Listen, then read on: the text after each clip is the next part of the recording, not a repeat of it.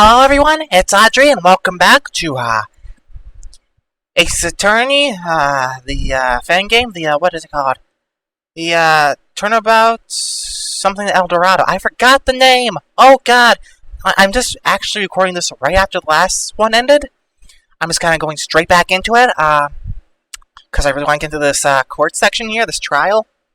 I don't really have any, I'm not really sure about theories yet about what happened. I don't think Lucas is the killer, but I'm not sure who is. Adam and Eve are interesting characters. I really don't know anything about them. They're involved somehow. They might be the killers, might not be. I'm very interested to find out who Eve's client is, if she even has a client and she's not just lying for some reason. I want to know what Emma's hiding. We need to find out more about the past. So, yeah, I'm not entirely sure what's going on. I think the toxin from that plant, those vine type things, it's definitely involved somehow, but I'm not sure how. I think the death isn't as simple as a stabbing and a blood loss. I think the toxins might be involved in some way. But we'll see, we'll find out. I am very curious to see how this goes. So, without further ado, June 8th, District Court, Defendant Lobby number 4. Let's go. What's taking him so long? He should have been here by this point. Perhaps there are issues with the transport or something? Trial would have been postponed the minute it happened, no? True enough. On the flip side, if things are proceeding normally, there's nothing to worry about, right? Given Greenwell's talks of plan, I'm not so sure about that. Just what was he up to? Seeing the papers, by the way? Yeah, not exactly fantastic. If your body doesn't arrive in 30 minutes, it's free. It's a delivery man caught red-handed. How to perfect it? How to be perfect enough? Poor karma. Oh boy. Foolish fools. Bigfoot, myth, or cash grab? Yes. They're really milking this piece of delivery boy thing, aren't they? It's the papers. What do you expect? They mentioned you in it, you know. I'm sure they did. What animal will we examine this time? I mean, I'm not saying they did write that, but they kind of wrote that. Daily newspaper added to the court record. Daily newspaper, the daily newspaper, covering Greenwell's case.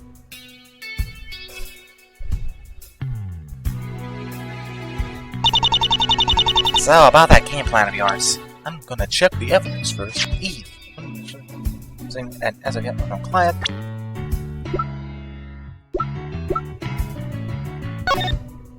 Identity of body in Landomite Mountains, revealed years after discovery.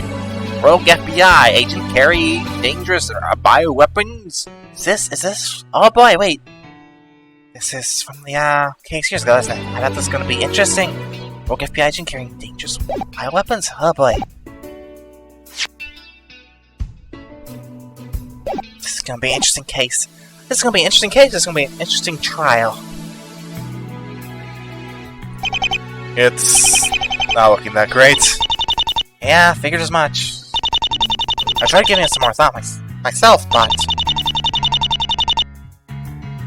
we really didn't manage to get that much out of yesterday. At least nothing pointing away from Greenwell. And without even knowing who the prosecutor is? Who's the prosecutor, by the way? I'm so interested.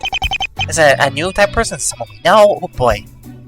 Well, I'm getting tired of pointing out how bad things look, so let's just leave it as is. In any case, now that you're here, there is something I want to ask you about. Sure, what is it? About Miss Nova. Why didn't you tell me about her circumstances? Circumstances?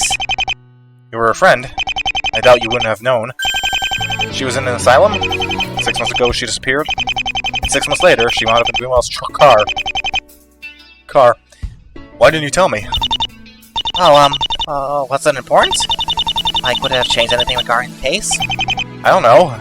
But knowing everything about the victim surely couldn't have hurt. You can't tell me you didn't think of it while breaking the case down for me.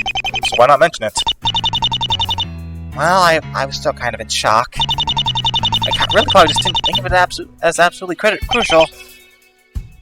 I see. Mr. Wright? Kinda look at me funny. I'm sorry, Emma. Yesterday we kinda ran out of the office. I completely forgot to bring it with me. Bring it? I didn't forget to bring it this morning, though. So, sorry. Still not quite sure what you're apologizing about? I'm sorry because I don't believe you. Oh, shit, motherfucker! Psychologs! Psyche books! Yeah! Emma, let's not do this. I admit I have no way of prying whatever it is you're hiding out of you. I've accepted this case in good faith.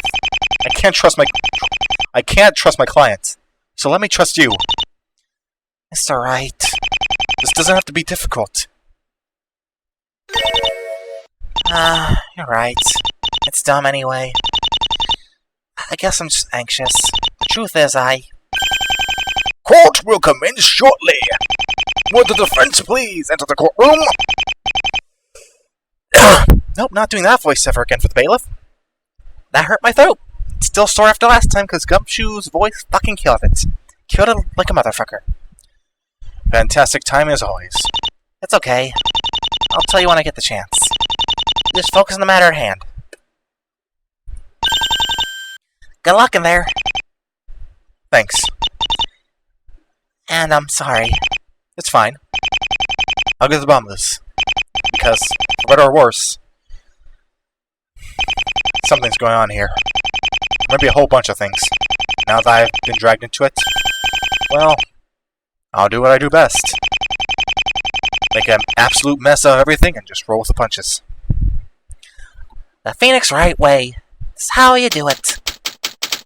June 8th, District Court, courtroom number 7.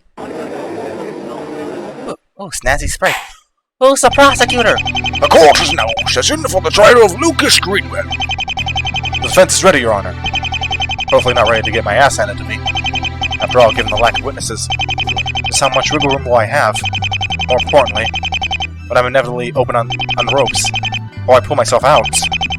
Probably should have thought about those before stepping in. Oh yeah, let's not forget I didn't even get to talk to my client today. Now that they're off doing things on their own, apparently. Well, live and learn, right? Just gotta stay positive. So, let's see what this elusive prosecutor is supposed to be. So, that's how it's gonna be, huh? Well, meet again at last, Mr. Wright. Wait for this day for a long time. Is it the day where the odds finally betray you? The day where you truly and rightfully lose. To me, Winston Payne. Pleasure as always. I trust you got back to tamer methods after trying to get me killed in Korean. I believe you're mistaking me for my cowardly brother. Oh, my bad. It's a bit hard keeping track of all the pains of being over the years. Really is a pain. That's kind of bad to look at. I don't really want to face pain. That's like... He's not. He's fucking pain. Frankly, I'm glad you managed to get out of that country alive. Getting yourself killed for doing your job would have been unacceptable. Actual understanding? Winston, old chap, this isn't like you at all. Make no mistake. You're still nothing but a criminal in my eyes. I don't know what trick you pulled 2 years ago to escape my grasp, but it won't work this time around. I'm prepared. I've looked at this case from every angle. I've single-handedly led the charge in this investigation. There's nothing for you to do. Yes, it's good that you lived. It would have been unfair for you to get away without this final battle with me. Final battle? Sorry, but I've still got a few years left in me. We can't all be young blossoms like yourself. Pah! Choke all you wish. In the end, I'll be having the last laugh. I won't use any cheap tactics. I won't hold back. I won't be pushed into a corner by you. And most importantly, I won't lose. The shame you will receive today will make you put that badge away for good. Buddy, I was a designated toilet cleaner for over a decade. This emotion you call shame no longer exists within me. I'll take this discourse to mean that the prosecution is ready then. Indeed, Your Honor. Very good. In that case, let us begin. Mr. Payne, your opening statement, if you would.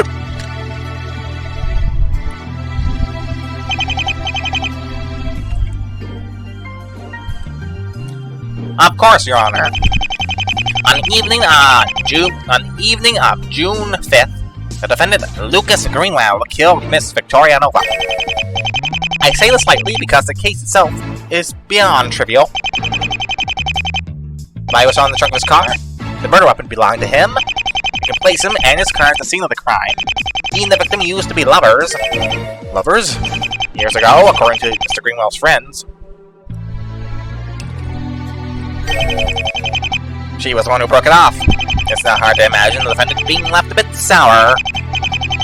Naturally, Greenwell told me the exact opposite yesterday. But given the way he talked about her, how I spoke to him during that second visit, I really can't say I'm surprised by the revelation. I wonder, a revenge for being dumped years after the fact? Sounds a bit unlikely to me. The human heart does not always work in the most rational ways. So very true. Love can so easily turn into tragedy. We say it's the strongest and most senseless of motives. His Honor the poet, I see. Motive means opportunity. Your Honor, you will find this case to be one of the common open and close. Your Honor, you will find this case to be one of the common open and shut ones. The prosecution intends to prove all these things fully with decisive evidence, and expose Lucas Greenwell for the murderer he is. I see. I am to understand that the defense intends to refute all the charges? Yes, Your Honor. Very well. Mr. Payne, you may call your first witness. The prosecution would like to hear from the detective in charge of the case. Detective, get Jimshoe. Oh no, my voice! Oh no, Judge is already killing me! Oh boy. Witness! Fuck. Why did I do that for? Oh man, oh no. Oh boy. I'm now looking forward to this. I'm, confuzzled now. Witness, please state your name and occupation for the court. Dick Gumshoe, homicide detective. I was the one who found the body in the defendant's trunk. Now, not so fast, detective. Before we get to that part of the story, believe me, Mr. Wright, we will. I would first like you to testify about the facts of the case.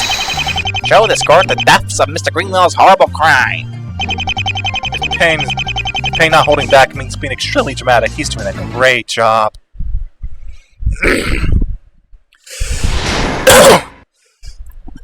Oh god, my throat. Facts of the case.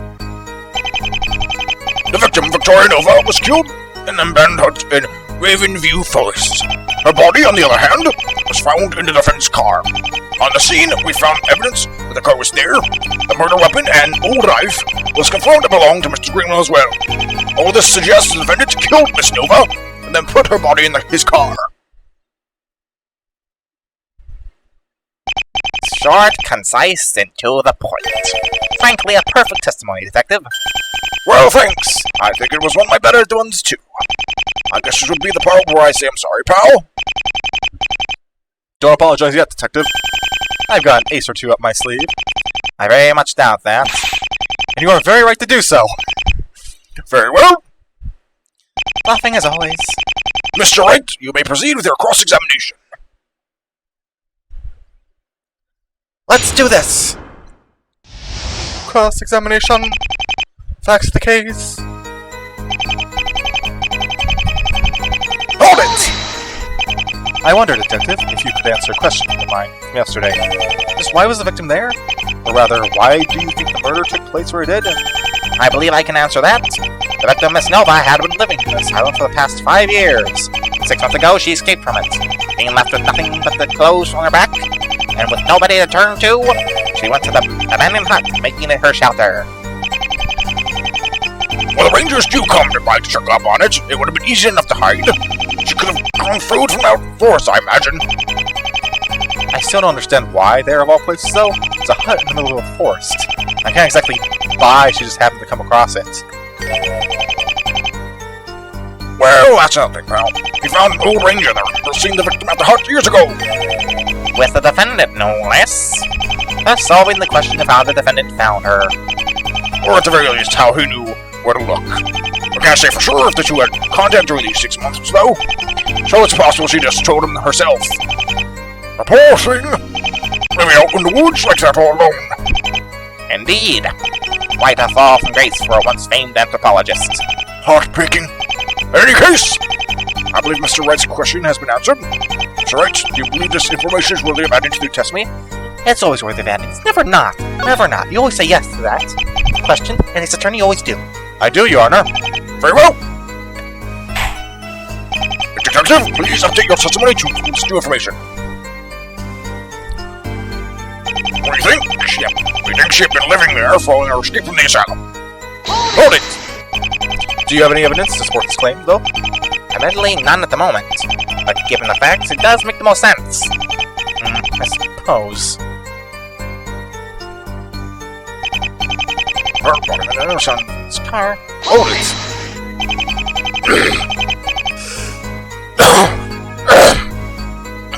Oh, God, my voice.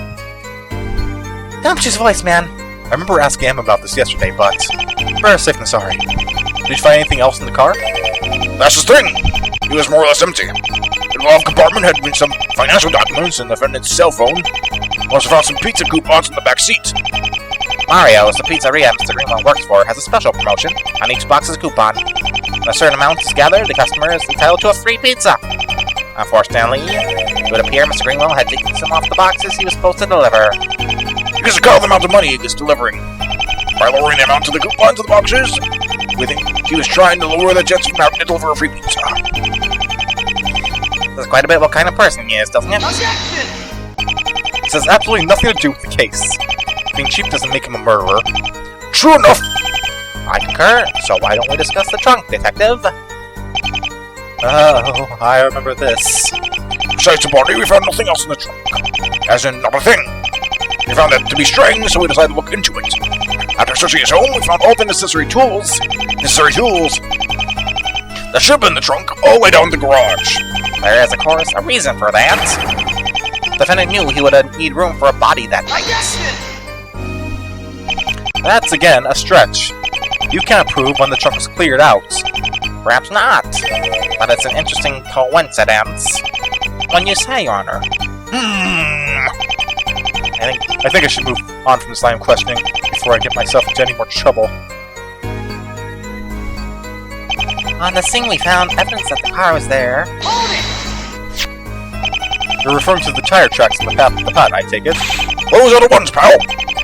They're the only ones leading to and from the hut. And they match the tires on the defendant's car.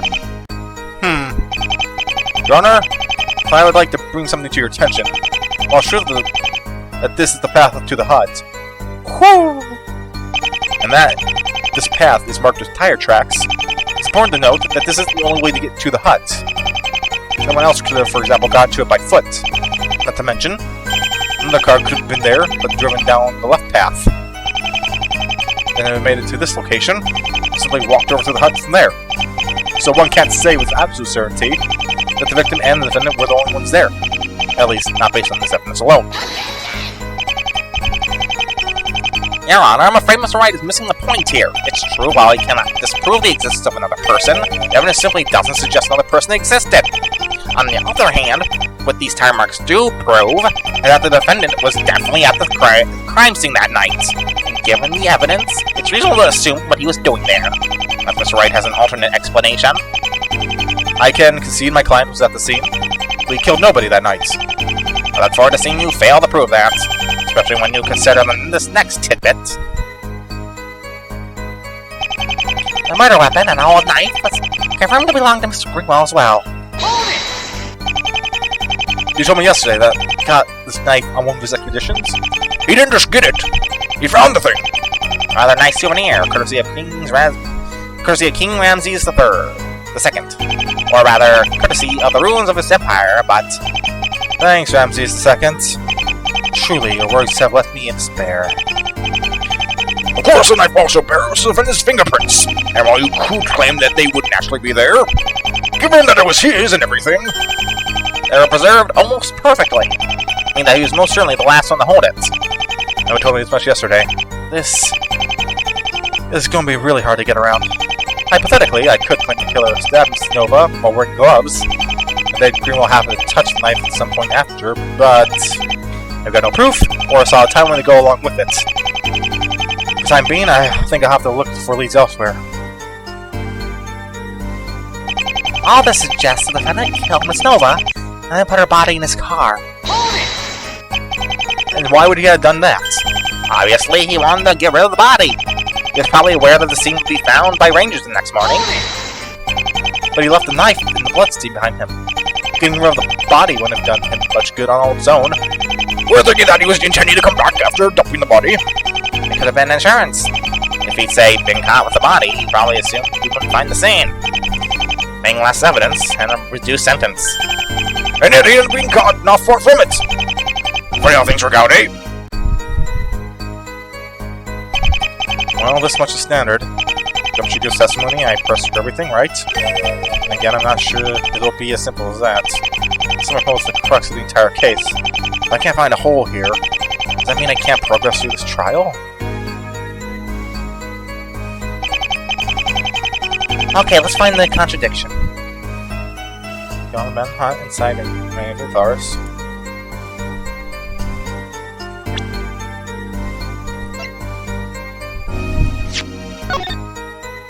6, 9:30. June 6, 9:30, lost classification due to a stab woman.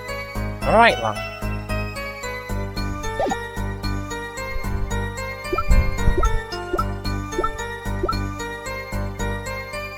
Alright, we'll cover blood, that's prints, one kind, found.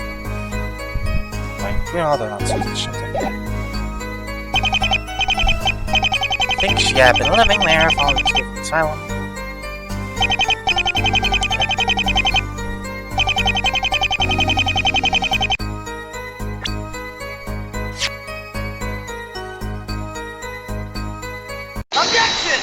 Yep, I figured. I'm afraid I'll have to disagree with you, Detective. Because I don't think Miss Noble, or anyone for that matter, could have lived in that hut. Oh? Yesterday, during my investigation, I learned something very interesting. Or, well, saw something interesting. The hut is covered in a certain type of plant called the Army of Stars. Because the hut had been abandoned for years, it was pretty much everywhere. One very important thing about this plant, though, is that it releases a certain type of toxin overnight. Prolonged exposure, which would be a few days' worth, leads to death. Starting to see the problem? What is this music? I know this music. Okay, there we go. I know it now. I think. Nobody could have lived there for more than a few days. Much less 6 months, as the prosecution claims. Perhaps the victim realized she was getting sick and started to sleep outside. That plan wouldn't have worked for the entirety of 6 months, though. You'll never come across months too cold for that. Right, well then. So let's suppose the victim wasn't living there. I don't see how it changes much. The defendant could have, say, arranged for the two of them to meet there. I'm afraid it's not as simple as that. Consider the victim's situation. As you said, she had nothing but the clothes on her back. The hut was extremely far away from the city. It takes a while to get from the city to the park entrance by bus.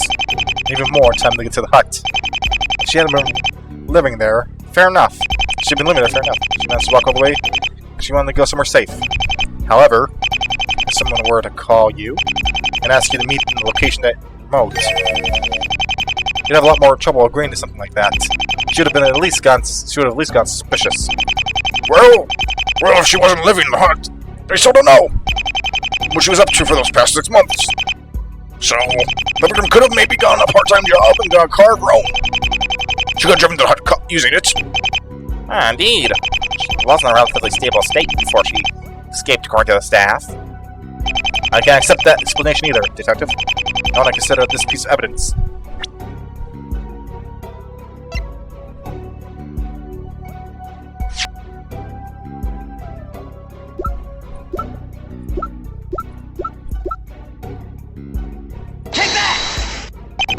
A single set of tire tracks leading to the hut. I'm inclined to believe that had the victim gone with her own car, surely her tracks would have been left there as well. And her car. I mean, there was no car there. Perhaps she simply went to the hut by taking the path to the left. Why would she have done that? The path the defendant supposedly took is the intended one. She would have had no reason to go with any other. Even in your hypothetical scenario, Mr. Payne. I don't believe you had any evidence to back up that claim. And really, pretty sure that the Rangers would have found that abandoned car by this point, no? F. Once again, question how this changes anything. The victim is still there. That's a fact.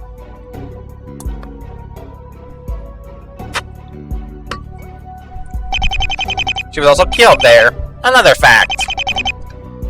It can change plenty. For example, suppose that someone else had driven the victim to the hut using the other path to it. They killed her there, left her, and then took off with their own car. Ah, now you're the one claiming things without proof. The prosecution able to provide an alternative explanation. I think I can do it, actually. I mean, isn't it simple enough? The defendant drove her to the hut. Ah, yes, of course. A perfectly reasonable explanation, Detective. Chew me up, and Mr. Greenwell simply drove her to the scene. I couldn't have done better myself. Thanks, pal. Seeing as how there are no objections from the defense, the court will accept this explanation for the time being. Detective, please update your testimony to include this new information. You got it, pal. The victim, Victoria Nova, was killed in a manhunt in Rainbow Forest. Okay. She was driven there by the defendant on the night of the crime. So you're saying that my client had driven Miss Nova to the crime scene? Pretty sure that's what I said, pal. With her in a car, he drove her to the hut. Somewhere where he certainly wouldn't be disturbed. Like, conniving, if I say so myself.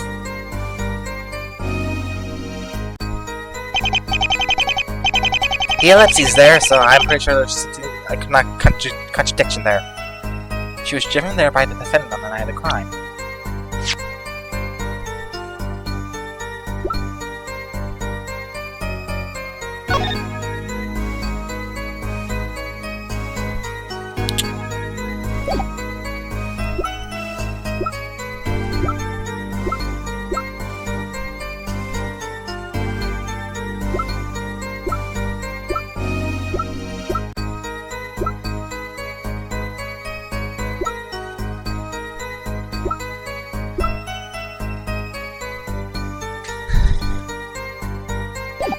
I don't have anything left.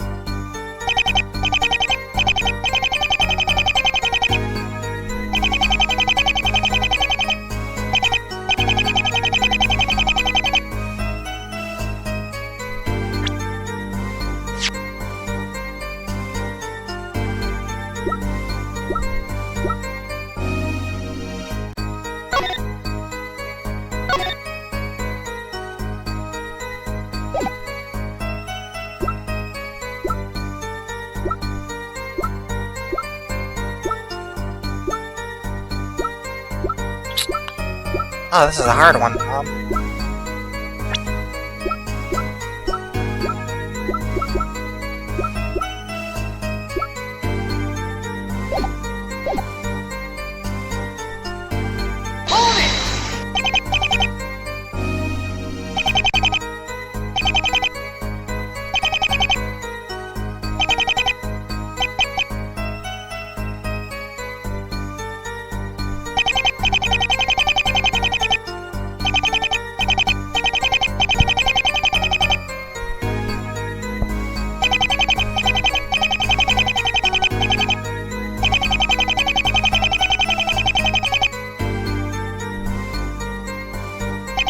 Something about this still seems a bit off.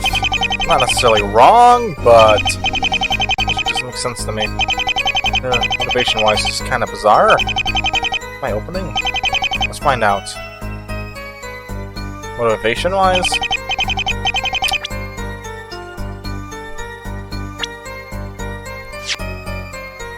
Let's control. Imagine again the victim is not damaged with the trunk of the body is found. You know, his car, the current condition.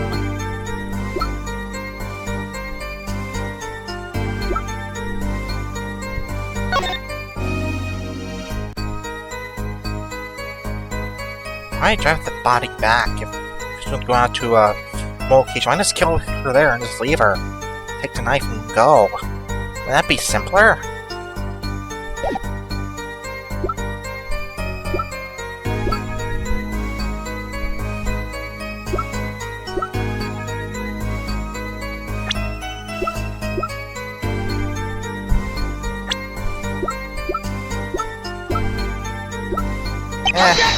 No.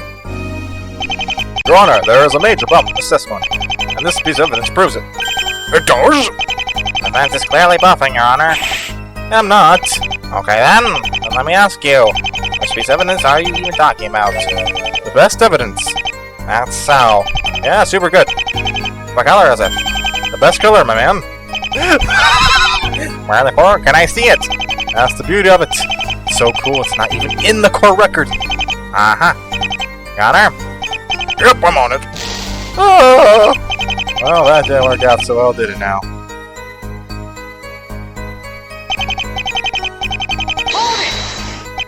I wonder, Detective, if you could answer the question I missed today, why was it there? Rather, why did you think murder took place where it did?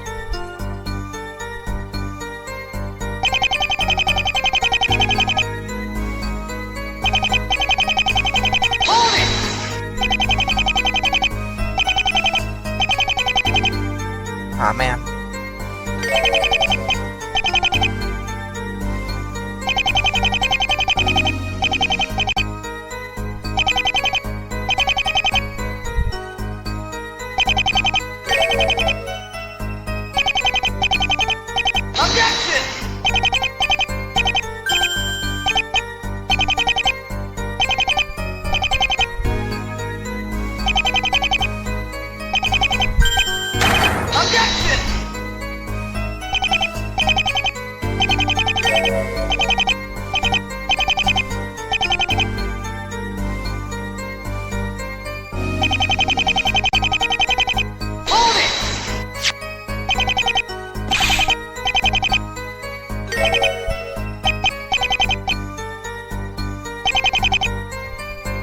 Can I save? I can't save, can I?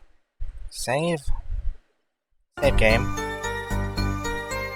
Just, you know, be safe, be careful.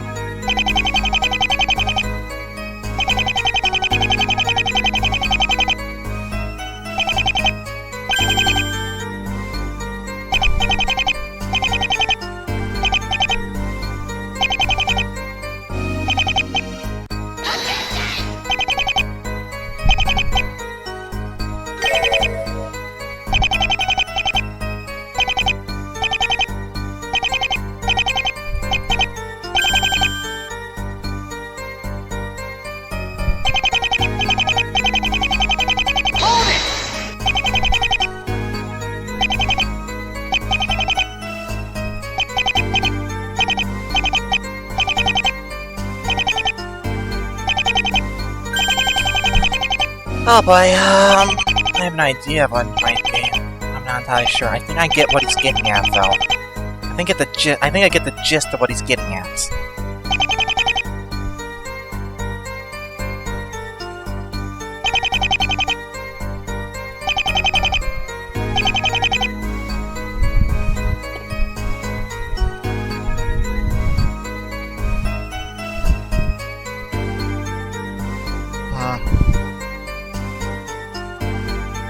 This is a pickle.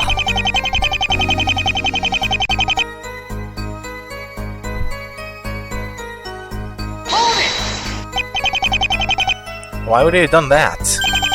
Obviously, he wanted to get rid of the body. He's probably aware that the scene will be found by rangers next morning. But he left a knife and bloodstained behind him. Even the body wouldn't have done him much good at all on its own. Haven't you seen him come back after the body? Could have been insurance.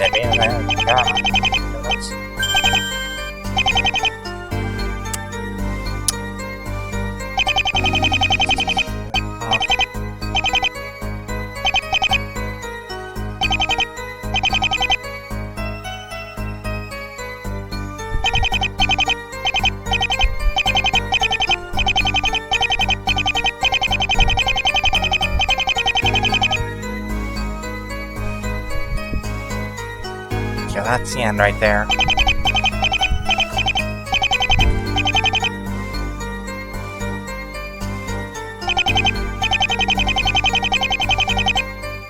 But why would he do that?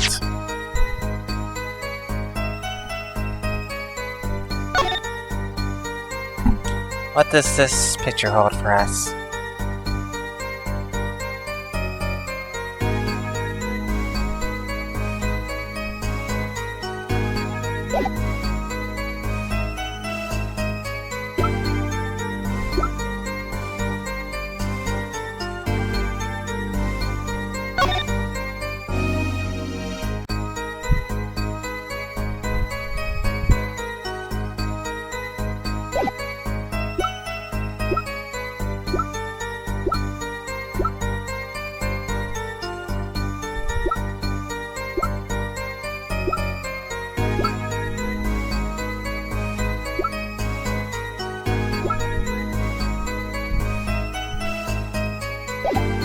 This makes no sense! Why would he do that?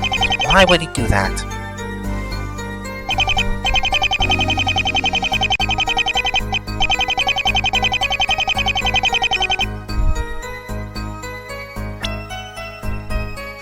Objection! Nope.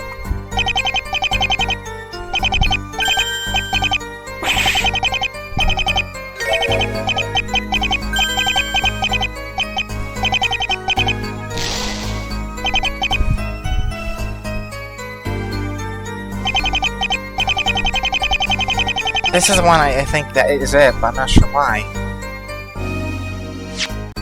Objection! This is okay.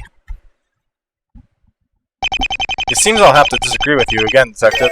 Then again, you're doing a fine job of that yourself, so... What are you talking about, Mr. Wright? Oh, Is this? Oh yeah, this is the Dual Destiny Spirit Justice one. Is this Spirit Justice specifically or Dual Destinies? They're slightly different, I'm not sure.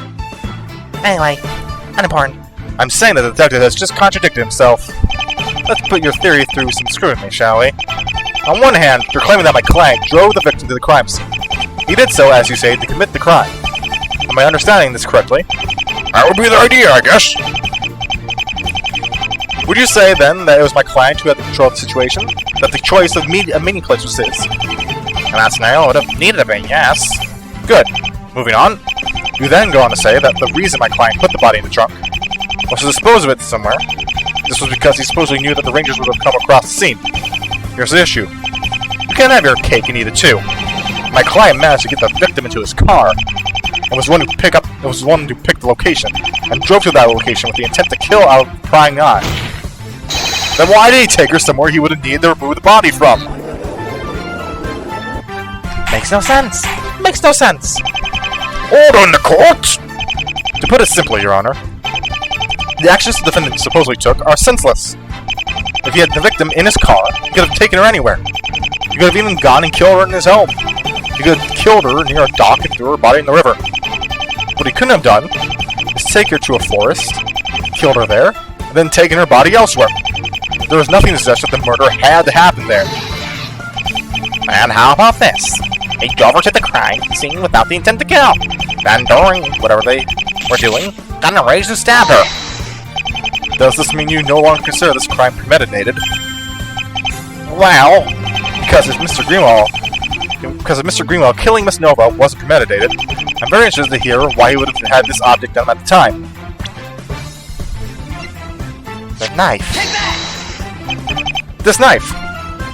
Did he carry it with him all the time or something? Well, we can't say that for sure, but... Because I say he didn't. I mean, why would he? It's a precious antique. In fact, I say, as someone who knew about the knife took it from his home while wearing gloves, then drove the victim to the hut, following the left road of the course, as I suggested earlier, killed her, left her there with the knife.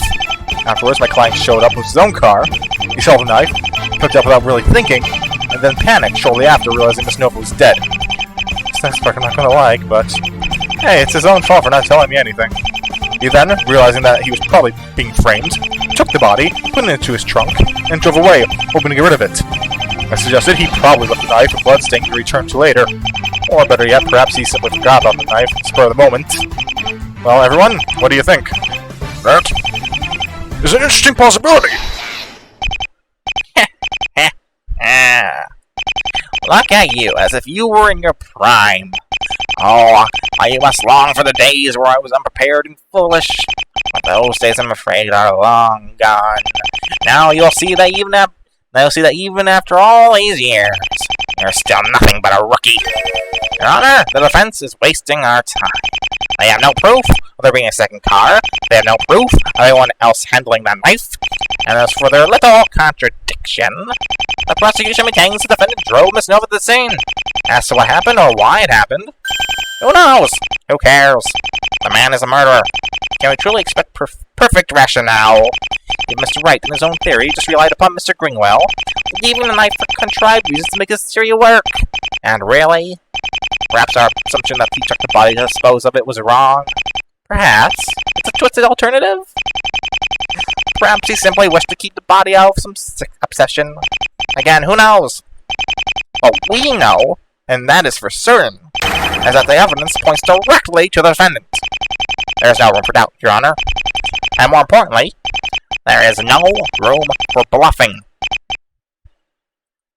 In this instance, I'm afraid I must agree with Mr. Payton. Without any sort of evidence to back up your claims, your argument, while convincing, is just that, I'm afraid. Understood, Your Honor. Stand tall, Mr. Wright. The best is yet to come. Your Honor, I believe we've now established the basics of the case. I would say so, Mr. Payton. I'm glad to hear it. Now, I'm sure you would agree that what's been presented so far is damning. But the prosecution would like to be thorough. And as the detective has said, he was one who discovered the body. The prosecution would like to submit his account of that event on record. Understood. In that case, detective, please testify on the events of the night. Oh, want testimony coming right up, pal. Gumshoe, I love you, but your voice fucking kills me. Witness testimony. How I caught him. On the night of the crime, I was driving down the road in the city outskirts. Suddenly, I was overtaken by a car, matching the defendant's description. I was already going fast myself, so he was obviously speeding. I signaled him to pull over, which he did. I approached the car, I noticed the truck wasn't fully closed. I then went to the driver, his defendant, wearing a surgical mask. A surgical mask? Really? Suspicious enough, I went and opened the trunk. And that's how I found her, pal. I'm gonna take a drink because my throat is bad. My throat is bad right now. It's really bad. Oh boy.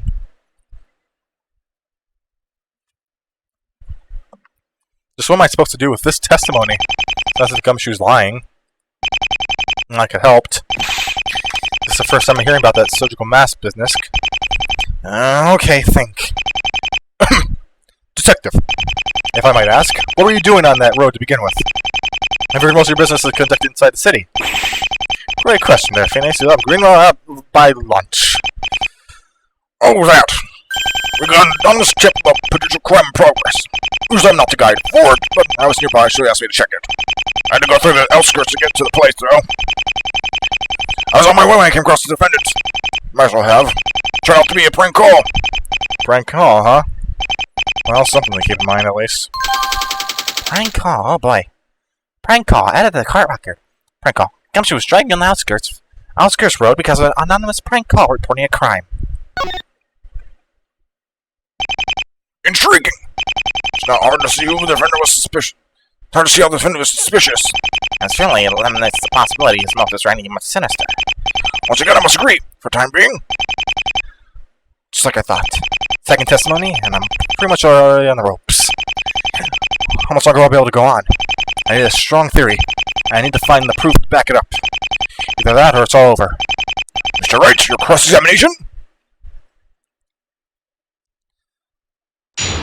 Let's go. Surgical mask, huh? How I caught him. On the night of the crime, I was driving down the road in the city outskirts. Hold it! Just to clarify once again, this was because of the anonymous phone call. Yep. One way to get to the alleged crime scene was going to go through that particular area. I see. Really? Interesting. What was the reported crime? Your Honor, this phone call clearly has nothing to do with the case. Overruled. A crime report not so far from the actual crime scene. I must admit my interest is piqued. Please answer the question, detective. A man was reportedly found dead on the side of the road. Looking when the police finally showed up. There was nobody there. So yeah, don't see what's got to do with the case. Sorry, pal. Looks like you struck out. Interesting. Someone else. Oh, yeah, I was overtaken by a car matching the defendant's description. I'm not doing that voice for every single one of these. Now look at the case file. Can you describe this car? Can you describe this car? Easy enough. It was green. I'm, gonna need a bit more to work with here, champ. Manufactured probably around the early 2000s, most likely here. Well kept as kept as possible anyway. It was restored, no latest tuning. Tires look to say hadn't changed in a while. Don't get me wrong, they looked good enough, but obviously against regulation. Honestly, probably should have fined him for that too. Now that I think about it, I should have stopped him even if he hadn't been speeding. Especially given the tail end of his, probably should have fined him for that as well. But again, given the whole murder thing, I could have given the guy a break, eh? Okay, I get it. Enough while you're asking me dumb questions. I'm afraid I don't even see what the point of it was. Detective Gumshoe stayed in the car after the body discovery.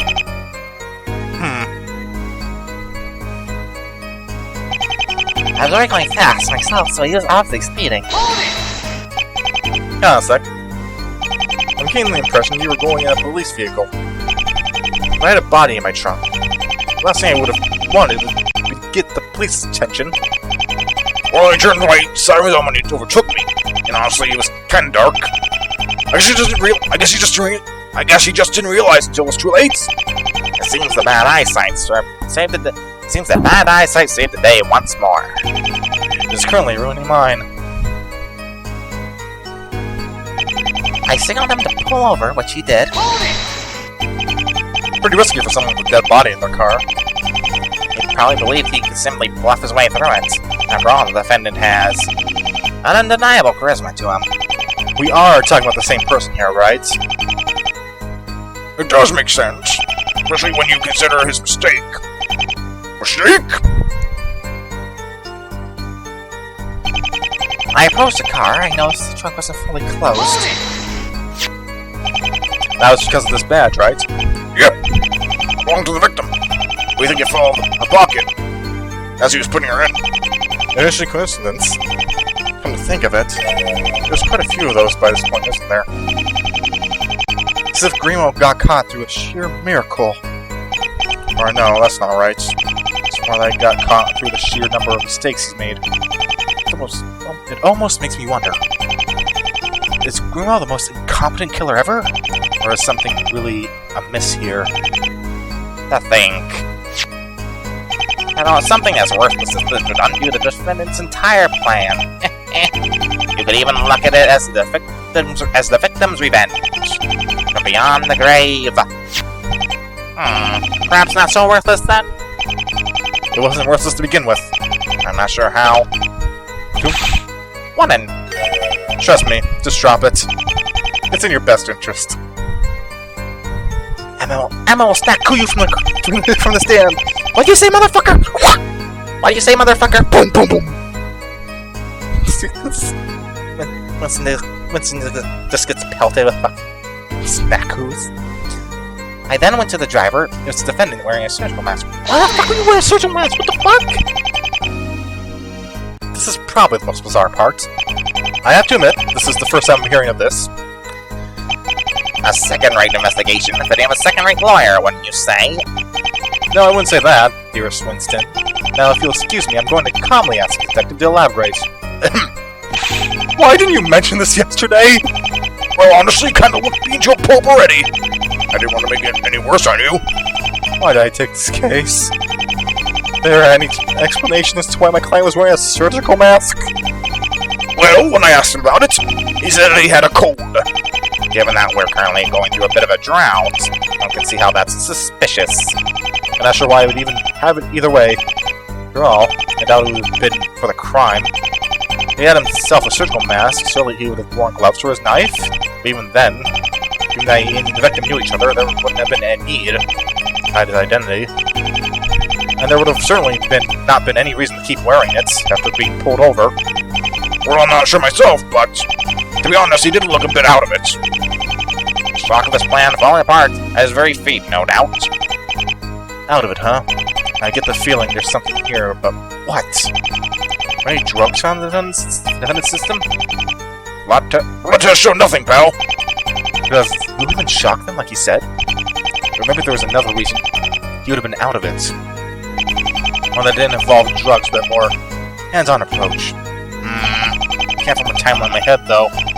Something must be wrong about this. What? Is it just my imagination? No, it isn't. It never is. I'll have to keep thinking about this. Point is, he was suspicious. Okay, God, Gumshoe. Suspicious enough, I went and opened the trunk. and then there was a body. And the defendant just did nothing as you went to examine the trunk. At that point, he'd already showed me his license and registration. I saw much point in running. I guess that makes sense. And here comes the moment of truth. Isn't that right, detective? And that's how I found her, pal. And that's how you came to discover the body? Yep. It was, an experience.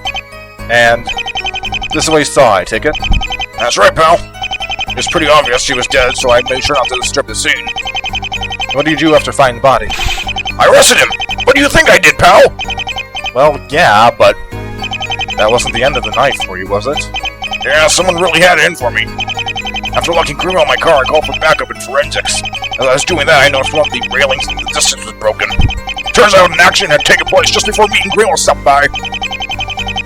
An accident which seems to have nothing to do with the case, if I may add. More strange coincidences. Oh dear! What happened? A driver lost control of his car and went off the road. Luckily, it was fine. Oh, that's good to hear. Been quite horrible when we didn't encounter any more death, I imagine. I'm used to it by now, pal. God, Gumshoe, getting dark. Jesus. I'm alone. I'm in sadness. I am the Gumshoe. I am death and pain incarnate. The worst part here is I can't really deny any of this. Even the theory I presented moments ago, this is still absolutely true. The person that drove the car with the body was definitely Greenwell. So just what options am I left with here? I can't just let this destiny slide either. Because once this door closes, I'm not sure how many I'll have left. I need something. I need to find it here. Hold on, I think I got maybe a few ideas. Now there's the outskirts. Suddenly I was overtaken by a car matching the description. She'll be going fast, myself was split screen. I signaled him to pull over, which he did. I approached the car. I noticed the trunk wasn't fully closed. And I went to the driver, with the defendant wearing a surgical mask. Just enough, I went to open the trunk. That's where I found her.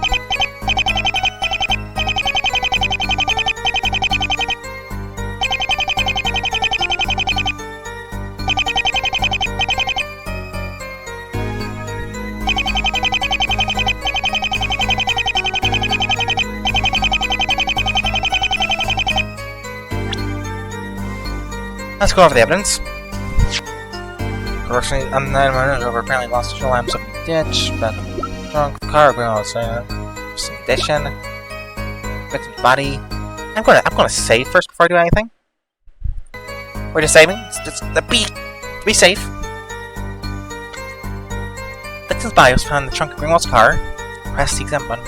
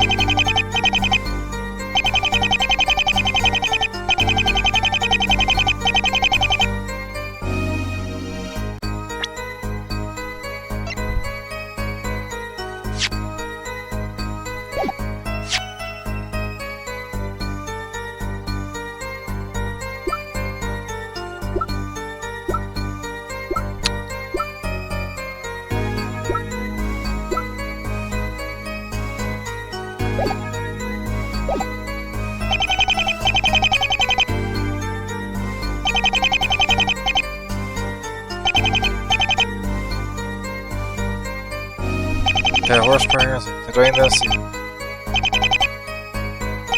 so there's one option I'm left with here.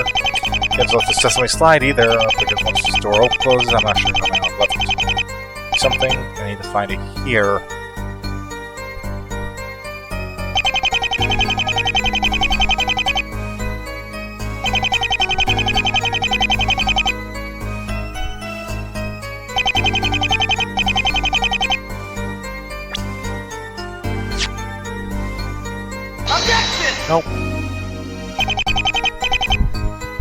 got that wrong, don't you?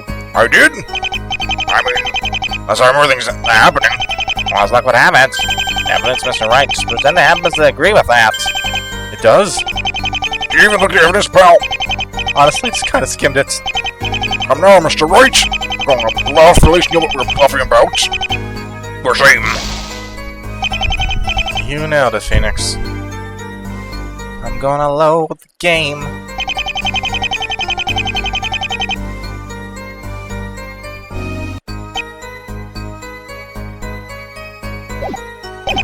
I had the crime. I was driving on the road. Suddenly, I was already going past myself, so I was obviously speeding. I signaled him to pull over, which he did.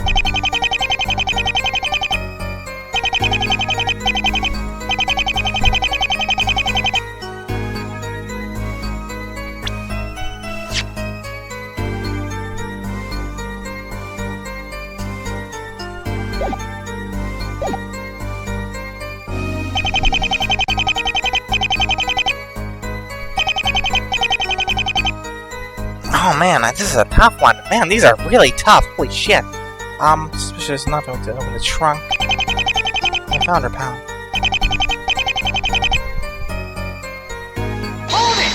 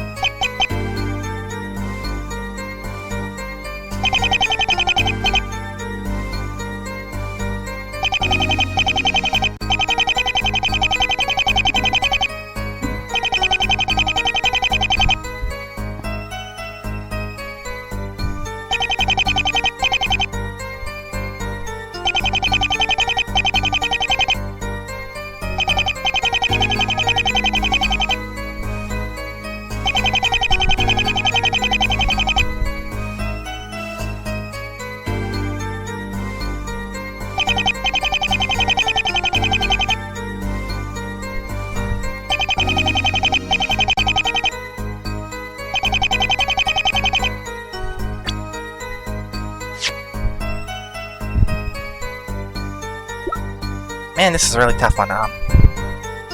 So...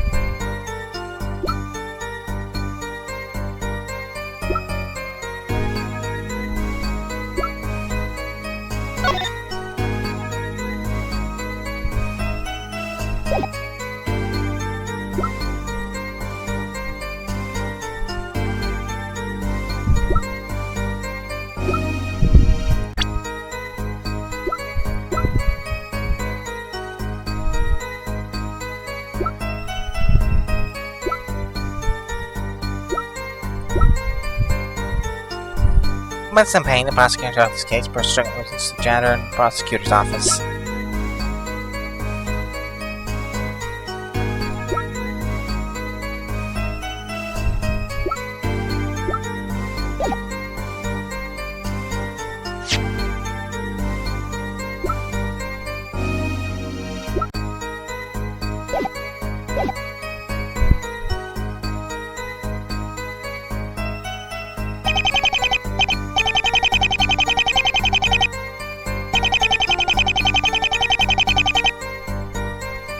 One second.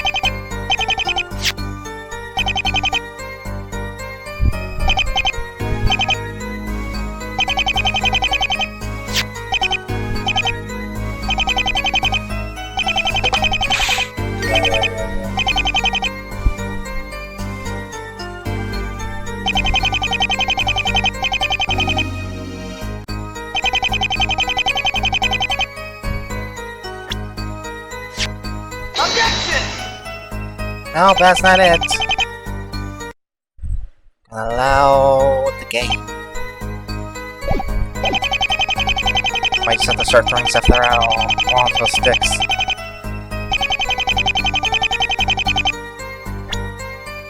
Objection! No.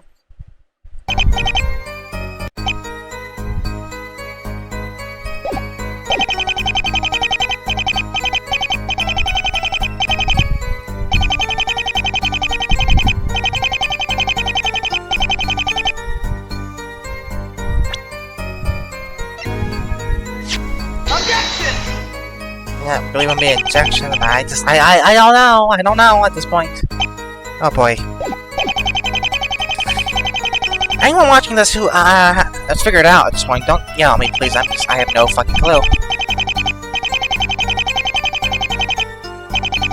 The diver.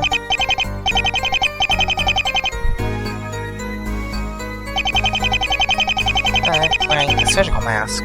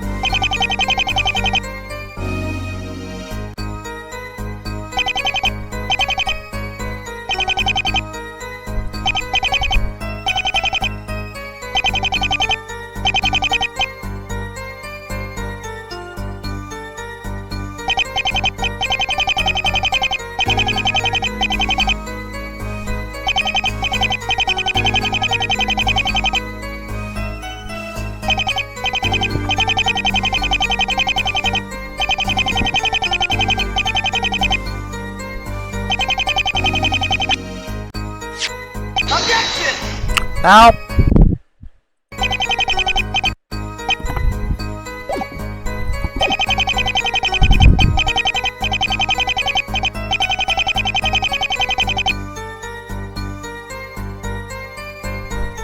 The fully closed, I then with that driver was the defendant wearing a surgical mask.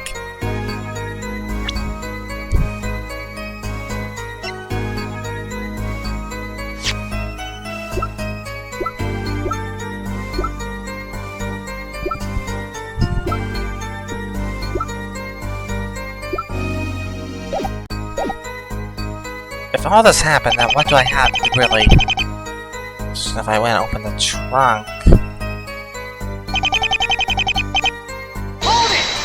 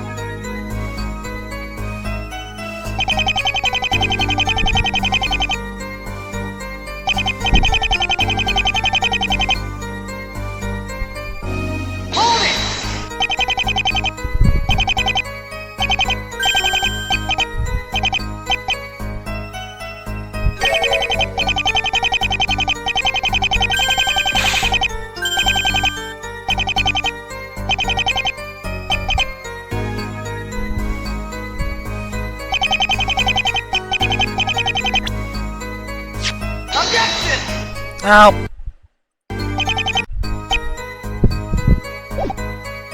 Oh boy.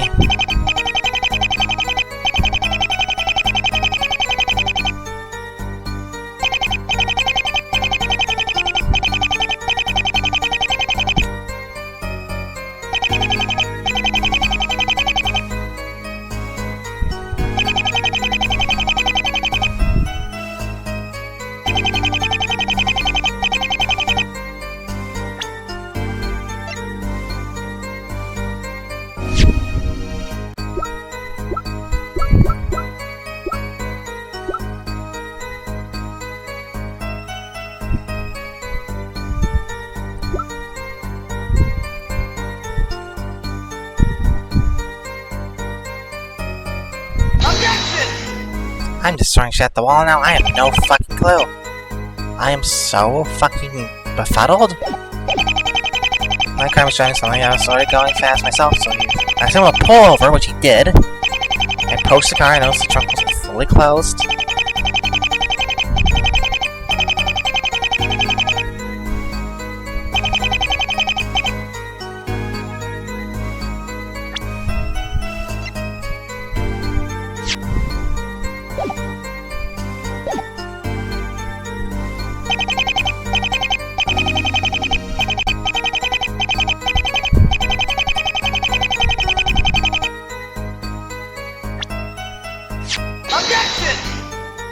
I don't know, but I've been told.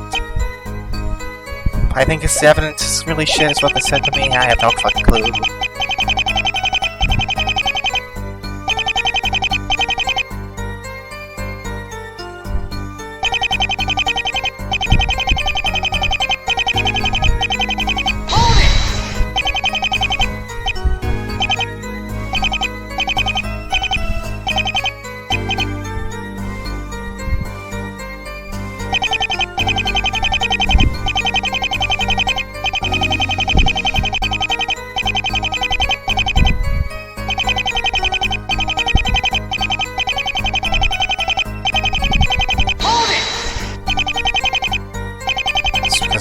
His phone call.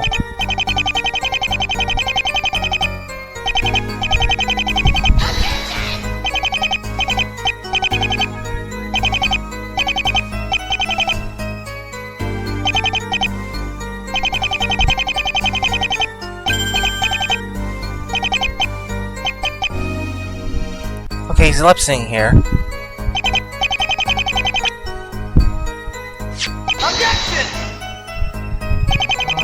Not it.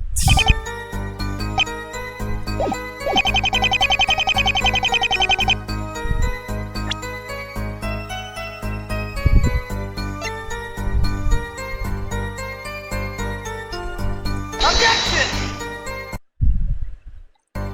I have no fucking clue.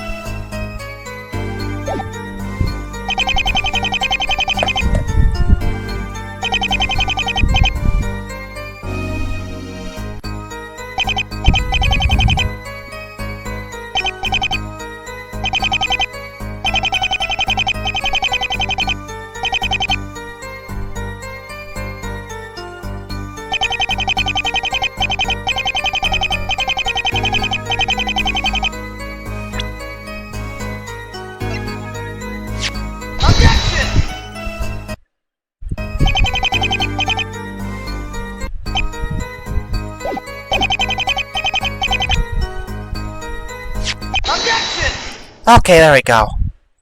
I think I get what he's gonna try and do here. This is a weird one, admittedly.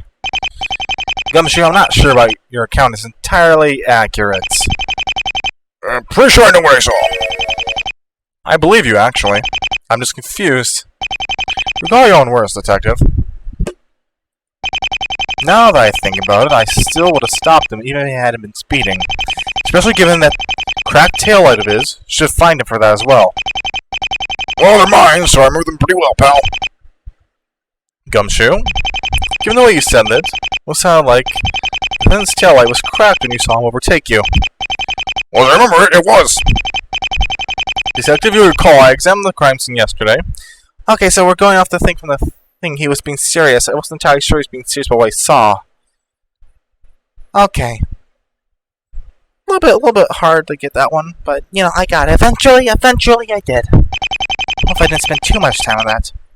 As you can imagine, I also examined the car in question, and there wasn't a scratch on it. Now, well, on the taillight, not anywhere. The condition was near pristine, honestly. Yet you claim that you saw the taillight cracked. The detective could have simply be misremembering. Wait, no, I definitely... Either way, what difference does it make? How does it change a single other thing the detective said so far? Hell if I know. Thank you, Detective. The situation in my mind is perfectly clear. Oh. Can you feel it, Mr. Wright? The ground shaking beneath your feet. Mr. Wright, so far I've been given very little reason to believe your client's innocence. What arguments you presented, you failed to substantiate with evidence, or any sort of importance. With the evidence and the detective's testimony, I'm almost ready to hand down my verdict. Do you understand, Mr. Wright? If you wish for this trial to continue, you have to state your case. Good luck with that. I think after all these years, I think that would finish you off with a case as obvious as this. Sorry, pal, but come on, he did it. It's obvious. Well, just as I figured, it's happening. All the evidence I have is the evidence coming from the prosecution. I have nothing I can show, so all just points back to him. I got no more testimony I can request. There are no other witnesses. I also don't see any clear theory I can make. Mr. Wright? No way forward. Look at him. He's speechless. Nowhere to run. Well, you didn't think that it would go like this, did you, rookie? Which means the only thing left for me to do. I suppose you were just too cocky. Don't worry. It happens to the best of us. Is fight my way out of this. The defense will now present its case, Your Honor. That's... Oh. Emma, let it never be said I didn't give it my best. I think you heard me just fine. I'm going to present my case. Ha! Nothing but a cheap bluff. Careful now. The cheap ones cost you the victory time and time again, you know. Alright, gotta think. Sure, I've got nothing, but that's never stopped me before. There must be something I've gotten from this testimony. A taillight. Well, there is one card I can play. Alright. That's a poker, hear my cry. Actualizing what the detective just testified about. I mean, who knows? There's so many weird factors. Might just be right. More specifically in the mystery of the taillights. Your Honor, we've already established that it has. Actually, we haven't established a thing regarding that. I trust Detective Gumshoe's memory with everything I've got. If he says there was a cracked taillight, I believe him. Ah, thanks, pal. So what? It changes everything. The car Gumshoe saw had a cracked taillight. The defendant's does not. There's only one conclusion that can be pulled from that. You're not honestly going to suggest that. I gotta do what I gotta do. A simple way to explain this contradiction is...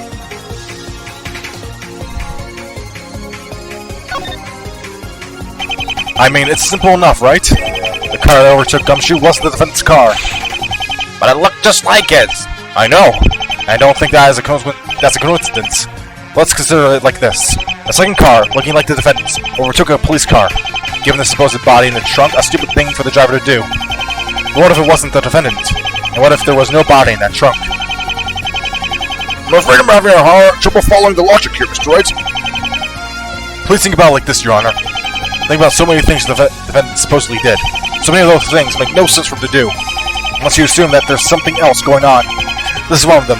Someone else in a car that looks like my client's. Overtook Gumshoe's car. And why would they have done that? Well, obviously.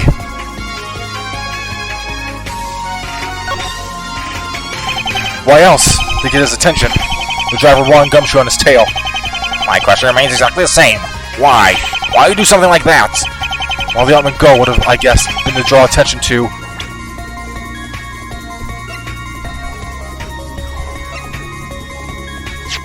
Take that! It was the exact same car, and that had to be for a reason. The driver obviously wanted to draw attention to the defendant's car. I don't understand. Detective, earlier in testimony, and really, after speaking with Greenwell himself, it's obvious that my client was extremely groggy when he pulled over. And you might not have found drugs in his system, but that doesn't mean he couldn't have been knocked out by the other means. You don't mean... Here's what I suggest. My client was knocked out before all this started. He was then left in his car by the side of the road. The true culprit killed the victim at the hut, drove her down in his own car, similar to the defendant's, and placed her in the trunk of the car to be found by someone. It also explains how the badge was conveniently jammed in the trunk. It was placed there by the culprit to make someone check inside of it. The culprit then waited for his chance. Upon seeing Gumshoe in the police car, they started their engine and overtook him. Then Gumshoe, upon giving the chase, probably mistook the defendant's car for the car he was chasing. Now you're talking nonsense. The defendant clearly said the driver pulled over. Ergo, you obviously saw him pull over. That couldn't have happened under your scenario, unless you're going to suggest the other car cast some illusion. I wonder, Detective, is that really the case? Did you really see the car pull over? Well, ridiculous. Why wouldn't he have? Well, you know, there was something quite odd about it given...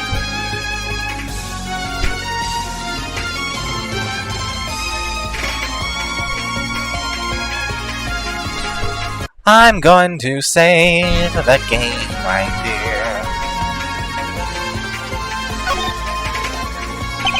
The Outskirts Road.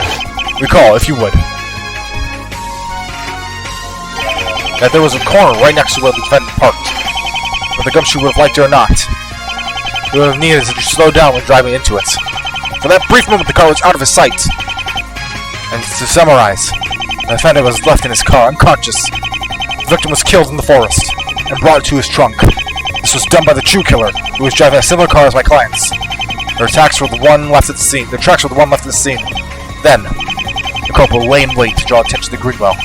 Overtook Gumshoe. Turned the corner, making Gumshoe lose sight of it. Leaving behind the defendant unconscious in his car, the victim in the trunk. Making Gumshoe believe he was chasing the defendant. There was one thing in the true culprit missed. Cracked taillight was the detective saw. This is the defense's case! But that's crazy! I object to all of this! You have no proof? Detective's testimony is my proof. And no matter how you look at it, your case is just bizarre. From my client's point of view, it's all just so illogical. Nothing else. I say this would warrant another day of investigation. Ha! Now you're just stalling. This is nothing more than a pipe dream. The insult to this court to give more investigative time for this. Hold it! Oh, come on, pal! I know you want to go back to the old days, but I think I'm 9 years too old to fall for a trick like this. Huh? Miss Judge taught me something a long time ago. There's a very easy way to take you down. Way easier than yelling, at least. He taught you... He taught you that, did he? That's right, pal. I want to use the one thing you fear the most. Common sense. Oh no. Anything but that. Anything but that. Are we doing another one? We're doing another one. Common sense. Oh boy. Your theory is filled with problems, pal.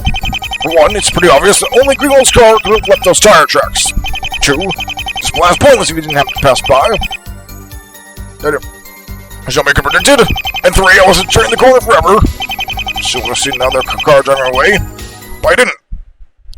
Well, there are a few different ways to think about this. This is a lot easier than the other ones.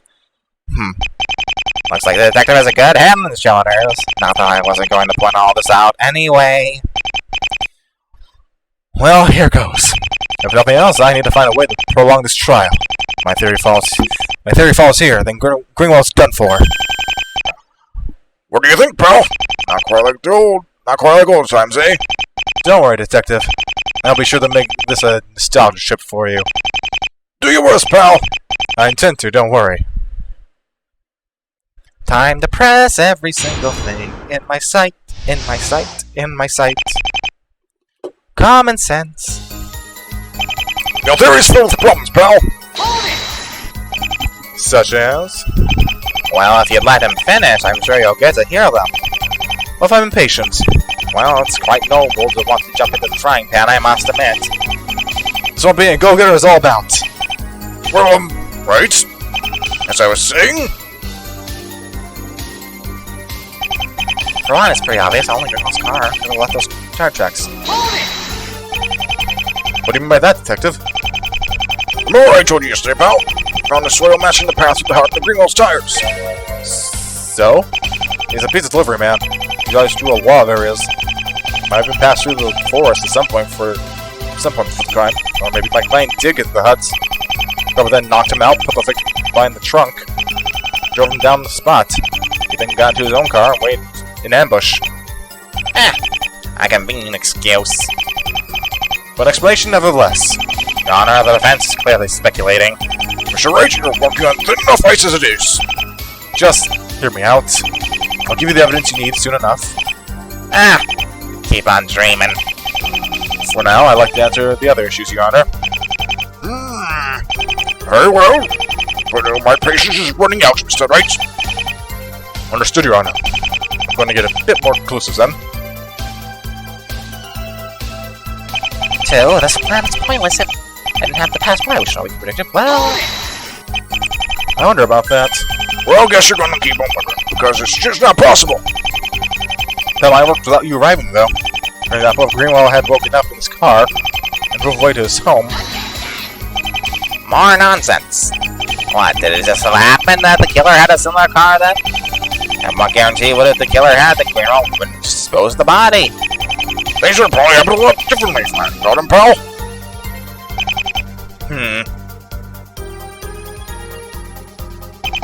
And 3, I wasn't turning that corner forever. That's so. The turn wasn't that bad, pal. And hey, I'm not that bad of a driver, you know. I don't know. That right actually wasn't exactly what I call top-notch. Point is, okay, sure. He might have turned the corner and I lost sight of him. It was only for a few seconds. I still would have seen the other car driving away, but I didn't. Why are you so sure about that? After you turn the corner, there's a long stretch of road. I would definitely seen him if he was driving away. Oh, side roads about driven off too? Not a one, pal. Well, that's because he didn't go off the road. He went to a fucking ditch. I guess it's the part where I look up to the heavens and shout, "Curse you, Edgeworth!" or something. He just had to go and give Gumshoe the gift of confidence, didn't he? Still, though, getting stopped by something like common sense just isn't my style. Especially not when my bluff seems like it might actually work. So let's do this. I'm actually really happy that they de-flanderized Gumshoe for this, because Gumshoe got really flanderized in like later games. He got so dumb. Like he's a little bit slow, but he's not like an idiot or anything. When like Trials and Tribulations, he's just a fucking dumbass. I really like that he is just a kind of a bit of an oaf, but he's not like an idiot in this. He's still smart enough. I really don't know about 1. I have no clue about 1. But I do know about 2 and 3. So let's go with that. Objection! There is an explanation, actually. And in fact, it fits in quite nicely given what we know. Gumshoe, recall what you told us. You were there that night because of an anonymous call reporting a crime. To get to the alleged crime scene, you had to go down this specific road. Isn't that right? Oh, I see. Good thing the culprit made that call to ensure the police would be driving by. As I've said, explains things quite nicely.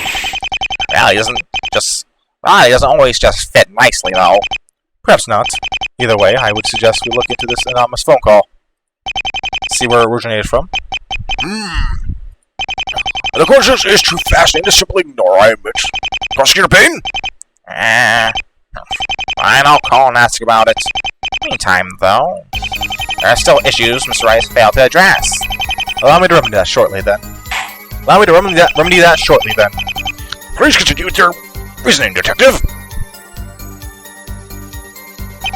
Your theories fail the problems, blah blah blah, blah blah blah.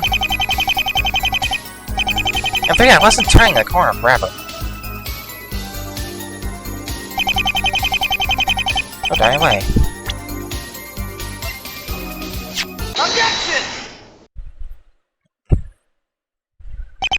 Well, that's not entirely accurate. There was a way for the culprit to escape that road. You will recall, Detective, that shortly after arresting Mr. Greenwell, you came across the site of an accident. You will also recall that accident involved a car driving off the road and breaking straight through a railing. So you're saying the car that broke through was the car I chased? Possibly, but... I hate to rain on your parade, Mr. Wright, but that's not possible. The car in question, I've checked, looked nothing like the defendant's. It wasn't even green. Objection! If you let me finish, you've heard me say that detail doesn't matter. Excuse me? The important thing is that the railing was damaged. effectively allowing for a car to drive off the road. And out of anyone's sight. Madness! Okay, so he's saying that it wasn't the car that went to the railing. That the railing was already broken, and the car then used that opportunity to escape.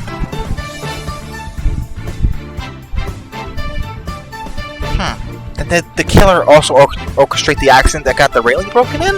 Or was that just a really good coincidence? Interesting. Madness! Are you saying that this accident had nothing to do with the case? That cop who took advantage to steer off the road would have gotten themselves killed. Or at the very least, found themselves in the same ditch the other person had. Objection! Not necessarily. I imagine it was the impact of the railing that made that person lose control of the car even further and crash below the road. If the culprit would have known what they were doing, they would have control of their car long before going through the damaged railing, even after passing it. So you're saying the killer would have just gone lucky? I think they took advantage of a situation. Or if that doesn't cut it for you, perhaps it's only after they noticed the damaged railing that they came up with this entire plan. You have absolutely no proof of this. Hold it!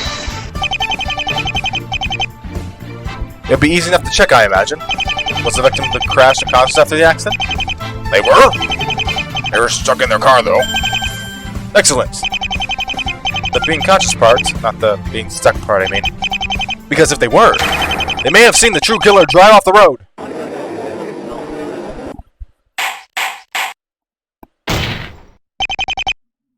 Your Honor, I believe I've answered all of the detective's questions. You just busted right through it all. Every claim I have made can either be confirmed or denied by the evidence. All that remains is for that evidence to be checked. Fine. I was hoping to crush you before it came to something like this, but very well.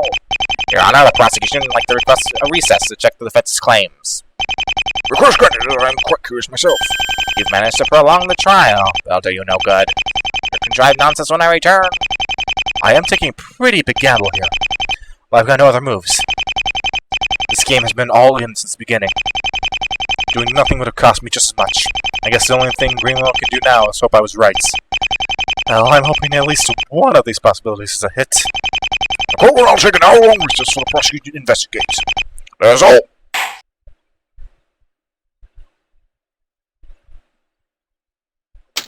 Junior District Court, Defendant Lobby, number 4.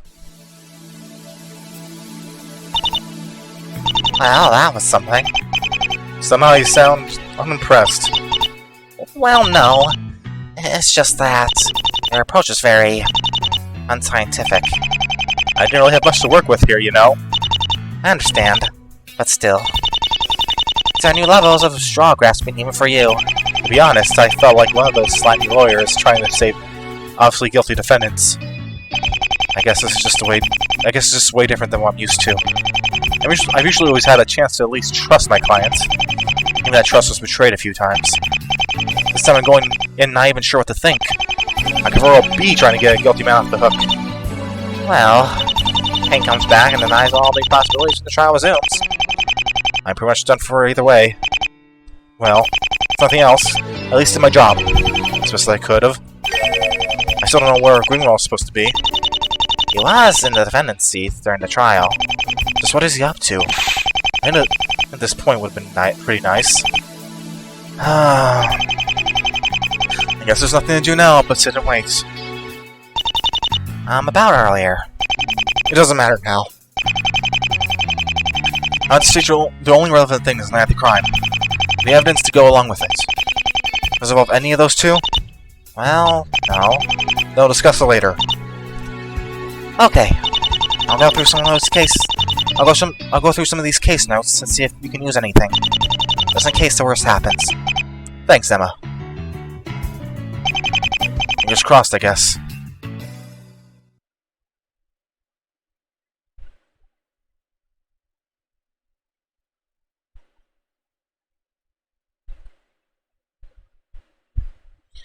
Less than 6 years ago, 9 months before the expedition.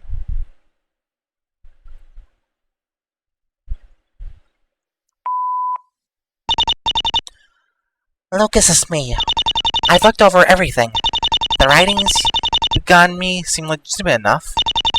To my endless surprise, the language does seem like a dialect that was spoken around these parts, probably around 12th century or so. Paper resembles the one used in England at the time. How made it here during that period, your guess is as good as mine. If it wasn't you, I would have taken this straight to a museum, but I guess I'll restrain myself for a little while longer. You know, as a favor to a professional.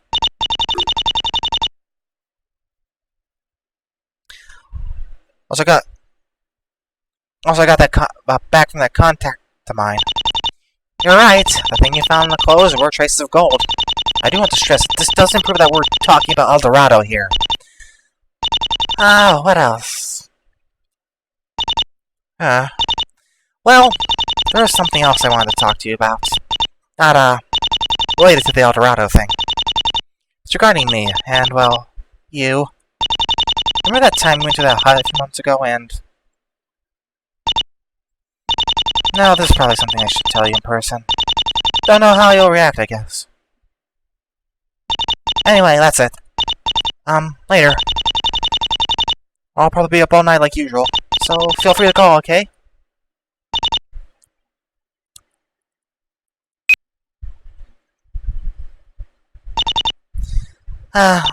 Right then. Work. Gotta do work. Just don't think about it. I mean, look. It could be a false positive, you know? I'm sorry? Are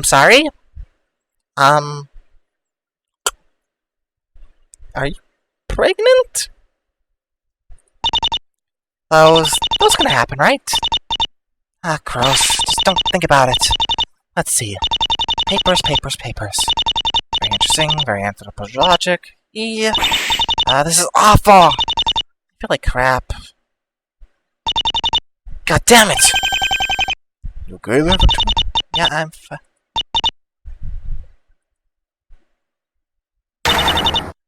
Who said that? Relax. Whoa, relax. It's just me. What are you doing here? Do you know what time it is? How'd you get in? I wasn't there yet and figured I might stop by. It's not even 7. You gave me a spare key to your place, remember? I did? Jesus, Lex. Okay, well, I suspect I can see how it's a bit creepy, yeah. You think? You know, I have nothing against you coming over, but... Dude. Sorry. To tell you the truth, I was kind of worried. 1, because you weren't picking up your phone for the past 3 days, and 2, I did ring the doorbell, you know. Ugh, sorry. I was on the phone. For like 3 days? No, when you rang the doorbell. I've just kind of been busy is all. No offense, but you look kinda... Fat? What? No, pale. You wanna talk physique? You look just as you always did.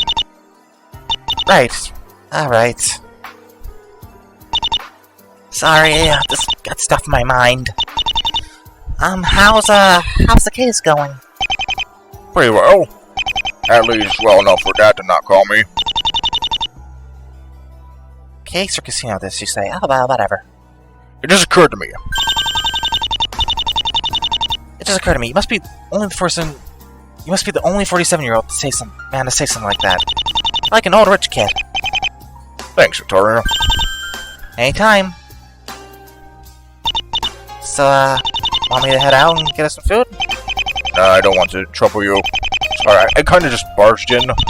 Nah, it's fine. I was starving anyway. I'll go run down by the store or something. You, make yourself at home or something.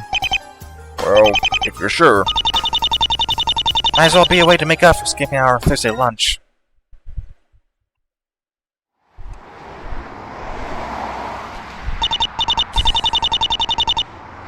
For once feels good to get out of the house. Stretch my legs and all. These past few months have been nothing short of surreal. First El Dorado, now this. I guess this is what happens when you're around someone like Lucas. You always get more than you've bargained for. It's probably better off this way. Maybe. I mean, it's still not good. Well, maybe it is? I don't know anymore. guess it's one of those times I look up to the stars and contemplate life or something. No stars. Well, shit. Guess that's enough contemplation for me. I was destined to just live life without seeking deeper meaning. Stuff just happens. Makes sense.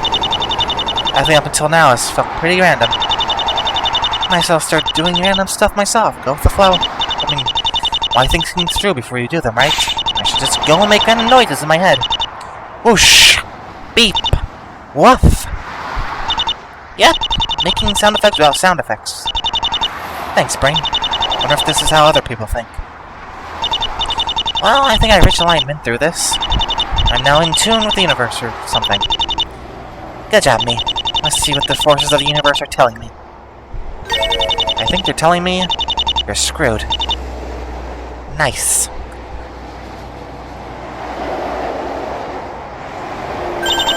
Oh, look at that. I guess I do get to contemplate, okay. What the fuck is that? Why am I such an idiot? Why am I not moving? Why am I not doing something meaningful? Why can't I feel excited? Even now. Why am I talking to myself like this? Why do I feel so... Oh my god. Victoria Nova! Eh? Oh, Emma. Hello? I'm sorry.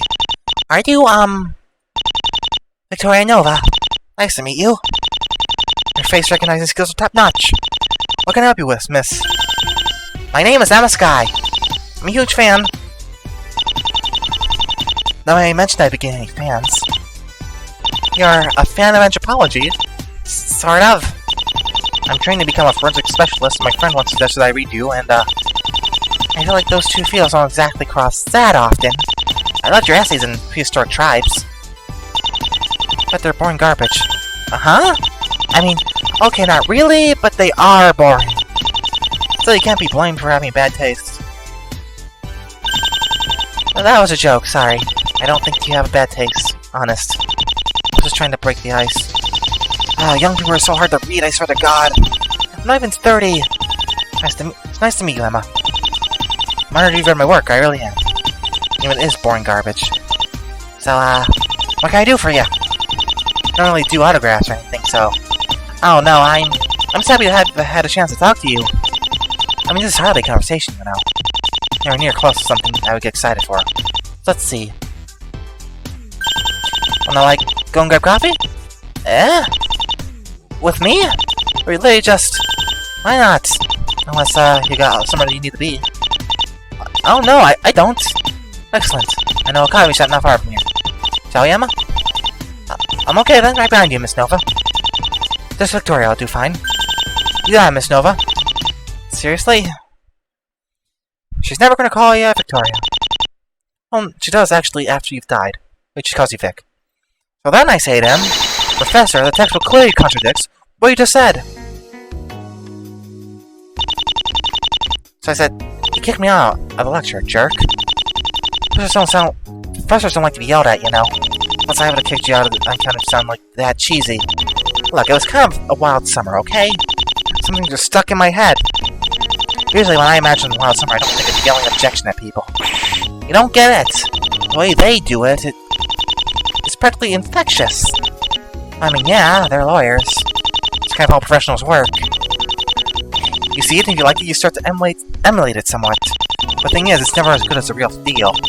$50 says no lawyer could spray aluminum as well as you do. Well, I don't know about that. I think Mr. Wright handled it pretty well. Nah, you're just selling yourself short, kiddo. You said you've done this since you were like, what, a kid, right? That's some storybook stuff right there. Law of nature says you're going to be good at it. You've not seen every movie ever. I'm not sure if you're being serious there. I mean, lying something really bad doesn't mean you're any good at it. If you really want it, you'll eventually get there. Life has a way of working itself out. That's what I believe. I'm afraid I can't be that much of an optimist. I mean, I've got my exam soon. I'm pretty nervous. I don't think I'll pass just because I really want it. Or even because of all of the experience I've got. Nah, you'll ace him. I'm sure of it. Eventually. I mean, you got the lab coat and everything. You practically are a forensic. Again, I prefer to have the actual diploma. Well, that's fair enough. All I'm saying is, I believe in you. After talking to you just for 2 hours, well, I mean, this is how people meet, right? You either like him or you don't. If you do, you go and spend more time with him. I don't think I'm quite on your level, Miss Nova. Nonsense. How am I better than you in any way? I was in your shoes not long ago myself. You sound like a smart, rational person. A perfect combo. One which I could use more of in my life. So as far as I'm concerned, we're friends from now on, Emma. Here's my phone number. Wait, seriously? Look, it's not every day someone stops me and says, I like what you do. It's not every day I can say I like them back. So yeah, I'm serious. I could always do with a few more friends. Now more than ever. Well, thank you! I'll be honest with you, Emma. I'm no social butterfly. So if you ever feel like calling, just do it. I'm spending most of my days writing stuff some people will get mad about eventually. And... wait. How long have we been here? 2 hours, I think? Why? Hang on a sec. You fucked up! Right, of course. Oh, sorry, I'm not a fan! Not the usual cafe. Come down, I'll go get 2 pizza or something after. That should do it. Alright, so chances are a friend of mine's going to be joining us. Oh, cool. Right, one quick thing. His name's Lex. For the love of God, don't make the Superman joke, okay? That honestly didn't even cross my mind. Ever. Oh, we're still going. Oh boy, I thought we were going to, to continue this. But nope, we're just piling on through. Okay. June 8th, District Court, defendant lobby number 4. Recess is almost up. I feel like I should be more anxious. Maybe I've just become too good at accepting my fate. Or maybe the stress levels can never go that high anymore after Karain. I mean, having your life in your own kinda makes every other trial just kind of a little bit less high stakes. Is that? There you are. Hi guys. Mr. Greenwell, where have you been? Right, about that. So, you remember the part where I said I knew what to do? You know, the part where I would fix this entire mess? Remember those fun times? There's only one place you could have been in this entire courthouse. I figured it out a while ago, but... What have you been doing in the prosecutor's lobby all this time? Okay, look. I know the guy, okay? Like, the guy? Who? The prosecutor, Payne. We met during a little incident a few years back. I was, the person he was centered around. This prosecutor, he was a friend of my grandfather's. Back then, the dude threw me a bone. Wait. So 5 years ago, the reason you managed to get away was because... Let's not dwell on the past too much. Point is, he seemed like a reasonable guy. So I, asked him to help me out now as well, you know? He tells me, sure, but you gotta hang around my lobby today. No contact with Riot, got it? Oh my god. Come trial time, and I realized this guy's played me like a fiddle. Oh my god. And not like I could have gone and complained. I mean, I was sort of trying to bribe him and all. For the record, I blame you. Me? How was you being in it my fault? He totally would have helped me. If he wasn't so obsessed with you. Christ, he wouldn't shut up about it since this morning. At long last, I've got him. It's time for the rookie killer to return. The legend will live on once more. In retrospect, probably should have been a giveaway. The point is, I'm screwed. Unbelievable. We were screwed way before this. You know, you should be grateful if nothing else. At least Mr. Wright's given you a fighting shot. No, he hasn't. I've been in the lobby for most of the recess, just listening. We're actually screwed. They couldn't trace that phone call. And that driver, whoever he was, says he hadn't seen anyone either. Then... I'm going to jail, yes. Even better, for something I didn't do. you got nobody but yourself to blame for your stupidity. Yeah, you're right. If I just told you a few more things, you might have not wasted your time. Wasted my time? Everything happened as the detective said. I really did overtake him. I really did pull over. I had no idea the body was in the trunk. What about the taillight then? Oh, it really is broken. The glass is just super thick. You can't see it until it's actually on. So all of this has been for nothing. Okay, I'm sorry. I messed up bad. I don't know if he's really being truthful about this. Interesting character. Interesting character. Kind of becoming a pattern, I know, but I didn't kill her. I swear. The only person you've screwed over here is yourself. Actually, no. It's even worse than that. If you really are innocent, do you realize what you've done? You've probably let Miss Nova's killer free. Do you understand? You're now going to jail, go to jail, and be executed. How could you be so stupid? You sound just like her. She would have probably slapped you, as should I, frankly.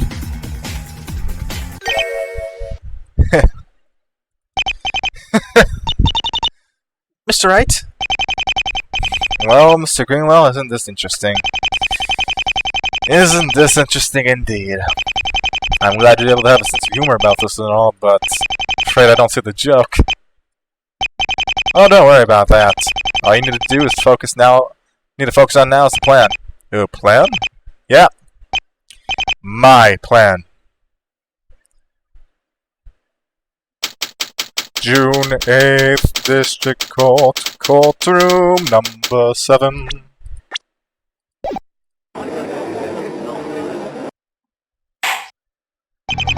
Court is now back in session for the trial of Lucas Greenwell. Mr. Payne, what were the results of your inquiry? The prosecution's investigation was most certainly productive, Your Honor. I hope you had a good recess, Mr. Wright. I really do. Your Honor, the prosecution has found that...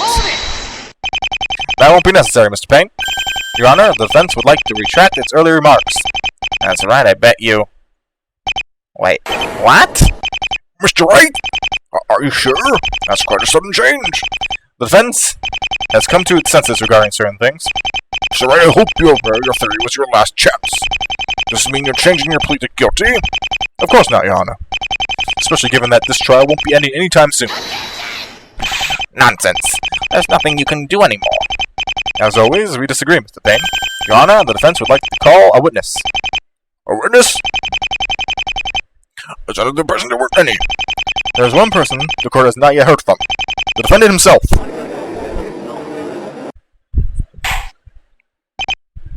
Ah, that's the best you can do. You should have just accepted defeat. It's just further humiliation.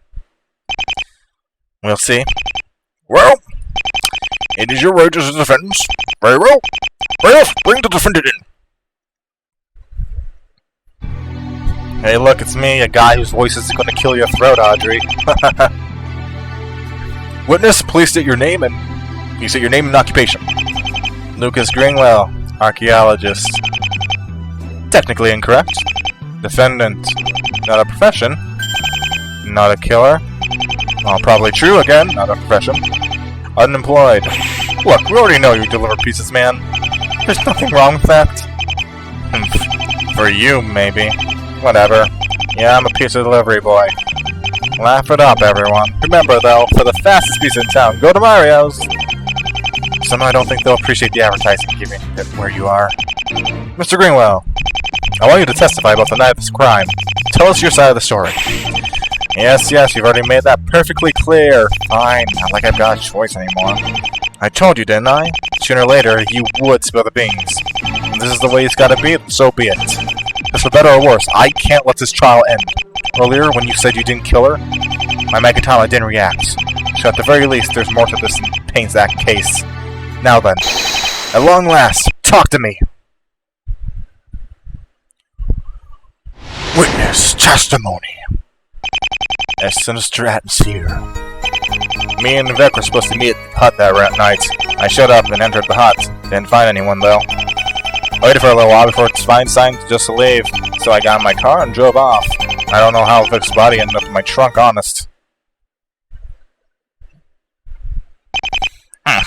Lies, but anticipated lies, if nothing else. He's still holding something back. Why? The only thing that matters is the evidence, Mr. Wright. Not my word. Besides, I'm not even sure if I can trust my own words, so... You have to trust me. I don't want to walk out of here in a straitjacket either, you know. So what is he talking about? Mr. Greenwell, please. This is for your own good. Fine. Have it your way, then. Time to cross-examine a dipshit.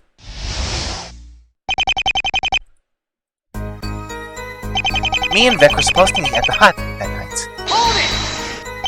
The prosecution earlier suggested you were the one that driven the victim to the crime scene. Is that the case? Obviously not. Vic only told me to show up. I had no idea how she intended to get there. How did she contact you? Phone call? I was pretty surprised. I hadn't seen her in so long. Especially after that escape of hers. What did she tell you? Why did she want you to meet? Don't know. The meeting place made sense, though. Well, it's a significant place for both of us. I imagine this goes without saying, but you didn't do it, did you? It's a significant place for both of you because it's where you conceived your child. Is that it? Absolutely not. Well, don't hate my theory, man. A good story. Unfortunately, that's all it is.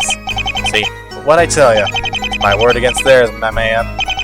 Trust me, I know the feeling. I really need to turn this around somehow. But how? I showed up and entered the hut. Didn't find anyone, though. Did you see anything strange inside of it? Aside from that weird plant all over the place? No, I don't remember anything else catching my eye. I mean, not like I was expecting to see anything. The place so ruined, I could have conducted a dig on it. If I still could. I see. So, what exactly happened? I waited for a little while and decided to sleep. Just like that? What about Miss Nova? I mean, I knew Vic. She was showing up way before me. Aren't you the least bit worried, then? Nah, Vic knows how to take care of herself. At least, that's what I thought. I mean, how could I have known? Aside from being the one to kill her? Can't think of a way, honestly. You backstabbing no good. The defendants will refrain from verbally attacking the prosecution. Here's another question. You left without killing Miss Nova. Why was your knife on the scene? Do you carry it around with you? I believe I can answer this one. The prosecution talked to a few of Sir Greenwell's former colleagues as well. It seems that he did indeed tend to carry it around with him. That's so... I left it in my car at the time. Anyone could have snuck up and taken it. Keep spinning your web of lies, Mr. Greenwell. It's only a matter of time before the exterminator comes and deals with it. Point is, I couldn't have imagined what had actually happened to her.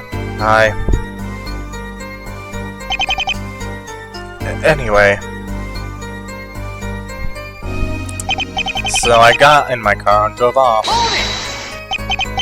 And so you went into the road. Overtook and was promptly stopped by Detective Gumshoe? Yeah. Detective mentioned you were wearing a surgical mask at the time. Why was that? My allergies. Those are pretty bad for me, you know? I see. You know, in the flashback, you weren't wearing a mask in the hut. I remember, so I'm gonna call bullshit? Bull fucking shit on that one, my bro. Regarding what happened when that detective stopped me, you really have to believe me on this. I don't know how Vic's body ended up in my trunk, honest. Isn't it possible then that the body was placed in your trunk without your knowledge, as you were in the hut? Now, let's use some of your own brand of reasoning for this one, shall we? Why would a killer have done that? Ah, wait, to frame him, no? But it's not as simple as that. I mean, it's more of a risk on the culprit's part than assurance. It would have been much better off waiting for the defendant to leave, and then disposing the body on their own terms. Besides, they couldn't have predicted what Mr. Greenwell would have done with the body afterwards, had he not been stopped by the detective. He could have found the body and tried disposing of himself. Well, and don't even try it. If the culprit had made that phone call to the police, Mr. Greenwell himself being the one behind the wheel, they could have possibly counted on him overtaking the detective. The reasoning, it burns. Not bad, eh? Now, let me impress, nothing else. But then the question still remains. How did that body get in Greenwell's trunk? The killer didn't do it. If Greenwell himself didn't do it, then who possibly could have? We're not about to say that Miss Nova literally fucking got in the goddamn trunk herself, right? I want to get in the trunk, then stab myself, then throw the fucking thing away as I died horribly. Then close the thing on my fucking bum. I mean, maybe she could have. That'd be really. I mean, she didn't die instantly, but that. Why? Why? Fucking why?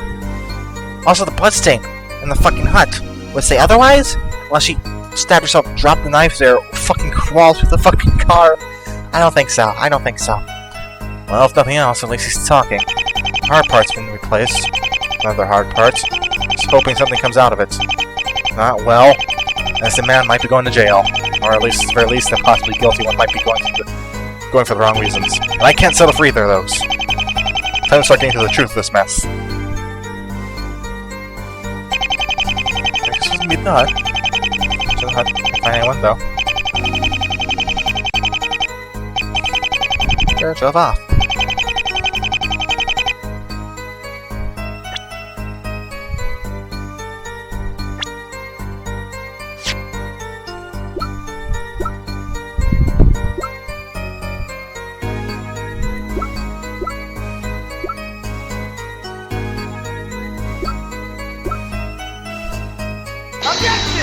Nope, I didn't save either. You're lying, Dan. I can prove it. I agree wholeheartedly. Wait. You were saying was right. Withdrawn, Your Honor. Oh. Let's just rethink this, shall we? Me and Victor just meet up at the hut that night. I'm gonna save like a motherfucker. But that night, I showed up and entered the hut. Didn't find anyone though. But blood. Not a bad idea, but the thing is, I still haven't established I went first. The victim could have not stabbed by this point in time, thus explaining why he maybe hadn't seen the blood. My first order of this should be establishing a timeline.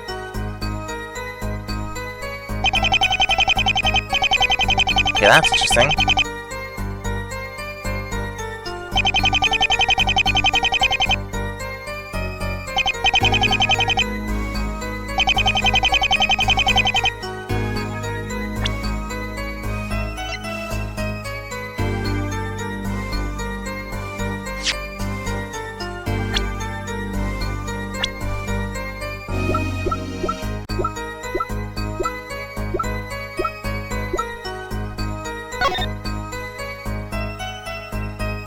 Stabbed in the chest, with the lung, which was in the trunk.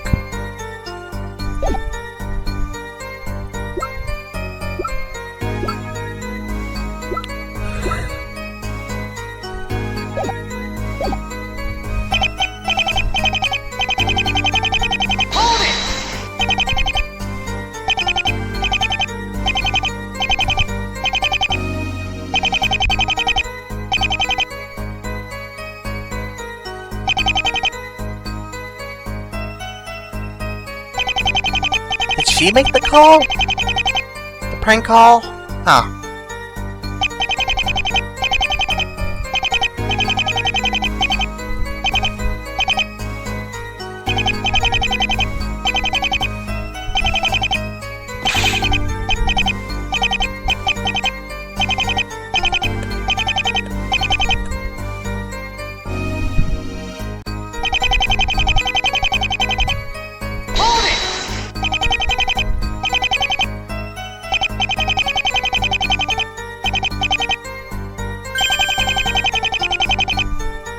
So, she died, I guess, after he left? Couldn't be possible, though, right? I mean, oh boy. Did she sneak into his car? No, but she had to kill herself. Oh, fuck. Oh, fuck. What? Oh, boy.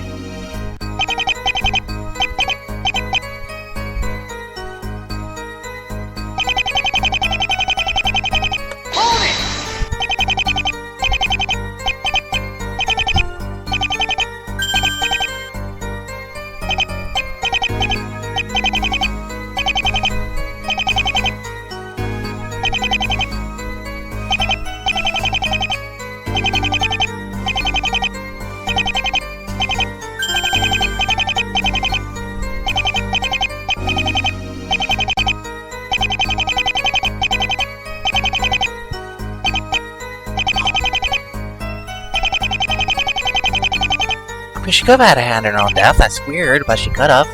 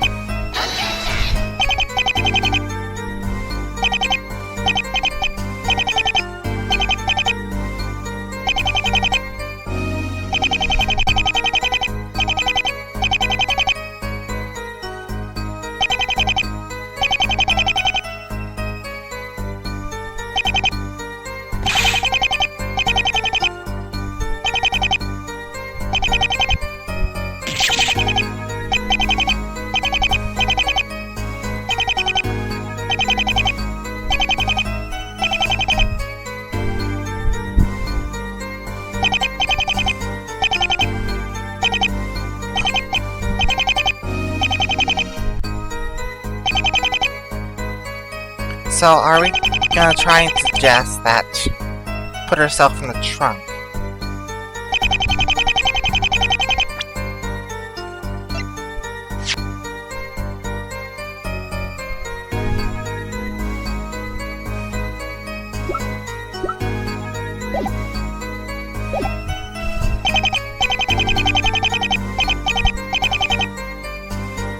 Am I supposed to try to...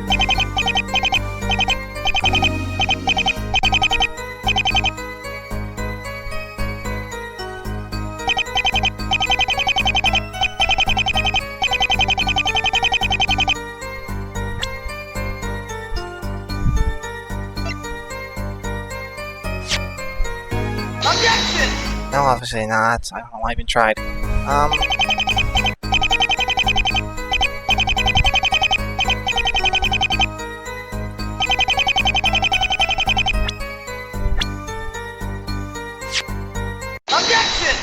Yeah, there you go. I figure that's what we're gonna do. There is one more explanation. This is a passion, my explanation. But of course, that's why it's the one we're making. One more possibility as to how the victim got herself in that trunk. Suppose, for a moment, that by the time my client showed up at the hut, the victim had already been stabbed. Suppose that she was in the area, unsure if the killer was still around. Being stabbed, she must have been dazed and confused, so much that upon seeing my client's car, she saw an escape route. You don't mean to suggest? It would make sense, Your Honor. The victim herself crawled into that trunk. They didn't see the blood stain there, but so ludicrous. Why wouldn't she have just called for help? Well, I think there's a relatively easy way to explain that.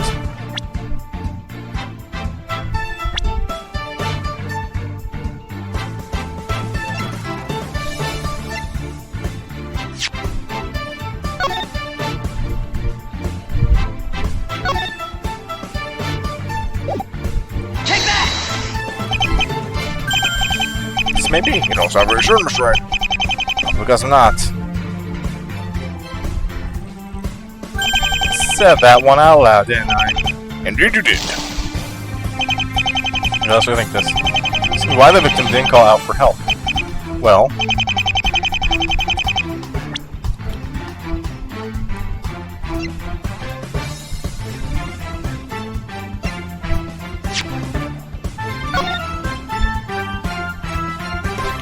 alright, she was in the lung, so she couldn't really scream, could she? That was dumb on me. I thought maybe because she was in the clearing. But then again, she could have done it anyway. Doesn't have to be logical, she was dying. Well, okay, that makes sense. the victim's lungs were filling with blood. Whether she wanted to or not, she wouldn't have been able to scream. The only option was to run and hide. The walk down was long. She probably figured she wouldn't make it. So she went with the only option she had. A lie in the trunk! You were hiding from a killer, and you wanted to get out as fast as you could. You probably wanted to go for the least obvious spot. The victim probably assumed that my client would give up after a while. Just leave, taking her with him. I imagine she hoped he would do so before the killer got to him as well. In fact, this is what happened. There's a piece of evidence that becomes just more than accidentally dropped.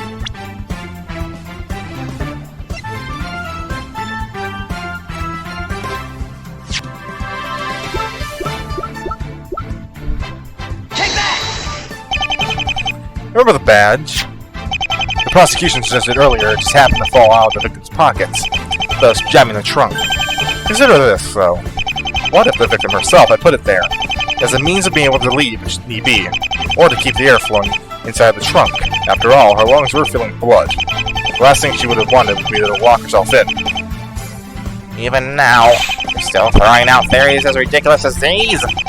What about the knife, then? How was the defendant the last person to touch it, and how is it covered with blood? That couldn't have possibly happened in this scenario.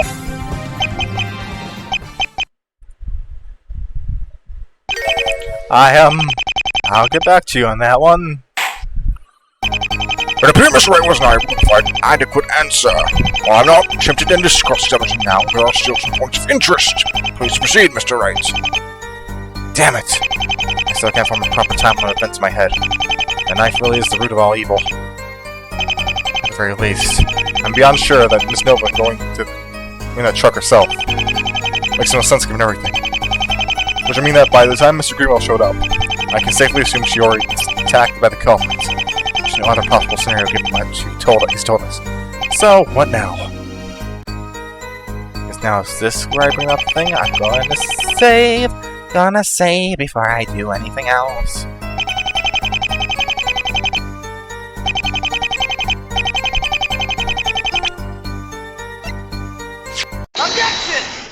Yeah, we do. This could go south, but if he really is hiding something, then the only thing I can do is pry it out of him. Mr. Greenwell, as I suggested earlier, the only reasonable explanation as to how Miss Nova got into your trunk is if she had already been stabbed by the time you got there. You mean the only thing that makes sense if we assume he didn't do it? Yes, obviously. But, if that's the case, if Miss Nova had been stabbed by the time you got there, that means there should have been something for you to see in the hut. Namely, the massive pool of blood in the center of the room. It appears that the defendant has been caught in a lie. By his own attorney, no less. Mr. Greenwell. Your Honor, is there any point to this anymore? This sad little charade has gone on long enough, I'd say. Just how long are you going to indulge Mr. Wright's pathetic theories? Mr. Greenwell, please. I know there's something you're not telling us. You have to trust me. There's no other way anymore. It won't do any good either way. Even if I say it, there's no way to prove it. In fact, the evidence from what I've seen says that didn't happen. You've got nothing more to lose. This is your last chance, Mr. Greenwell. Please, I need you to work with me here. Your Honor? Evidence alone doesn't clear a man of suspicion, Mr. Greenwell. If it were as simple as that, no injustice would ever happen. Things get twisted and misinterpreted. People make mistakes. People sometimes see what they want to see. Miss Nova wasn't a lawyer, but I am. And right now, I need you to trust me more than her. I want to help you. You say you didn't do it. And I believe you. I won't think you're crazy. Mr. Greenwell, don't throw your life away out of fear of embarrassment. Emma told it to you herself, didn't she? If you do nothing, the real killer gets away. Do you think that's justice? Do you think that's what Miss Nova deserves? Vic. Mr. Wright, you've been given numerous warnings throughout this trial. I'm afraid this court has lost its patience. Finally. Come on! Surely some of that must have reached you with that thick skull of yours. That's quite enough. I see no reason to further prolong this trial. The case is extremely clear to me. I see no room for doubt. This court finds the defendant, Mr. Lucas Greenwell. Objection! Please wait, Your Honor. I can explain the contradiction Miss Wright just pointed out. Mr. Greenwell, I'm sorry, but one last chance, it's all I asked for. The truth is, there's a detail in the story you just heard that I left out. And I did so because you probably won't believe me. But I want to at least put it out there. And if I'm crazy, so be it. Your Honor, wrap this case up. The cross-examination still hasn't officially ended. The defense demands to hear what Mr. Greenwell has to say. Mr. Greenwell has to say. very well. But it's your absolute last chance, Mr. Wright. Yeah, I've got it. Well, Mr. Greenwell, tell us, what is it that you've kept from us? Because perjury apparently doesn't exist in this universe. Witness testimony. The attacker. The truth is, I didn't have a chance to even look around the hut, because the moment I entered, I was attacked by someone. In response, I stabbed them with my knife. I was so shocked I dropped around in my car. But wait, that's... See, told you you wouldn't believe me. Well, I think this testimony speaks for itself. One last pathetic attempt by the defendant to shift blame. I was expecting this story far earlier in the trial, to be honest. Ah, well. Enjoy the final cross-examination, Mr. Wright. Well, we're fucked. That's good.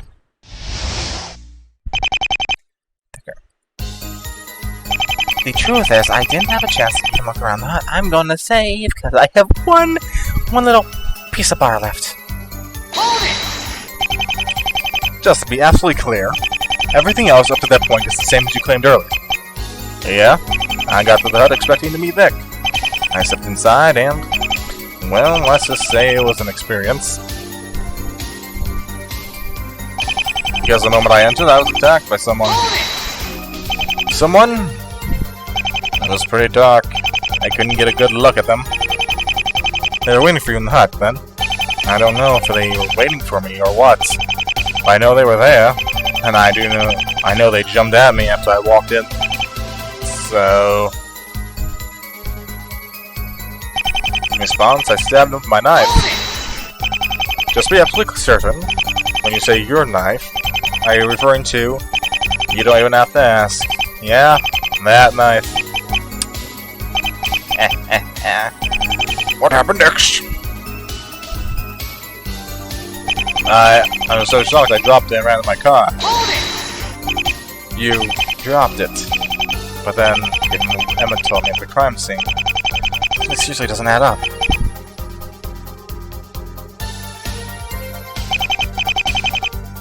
Well, I didn't expect this. On one hand, I should be furious if I didn't say this before, but there's something I can't help understand his hesitation. Something here doesn't make sense. Everyone was telling the truth this time. Why is that evidence? Why is that evidence?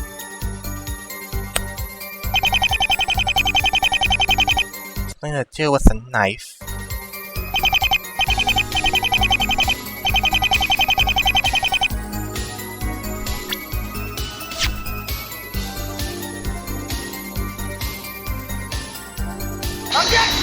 No, it's not that. Safe?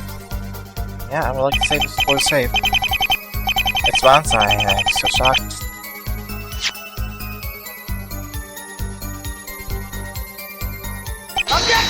No, not that.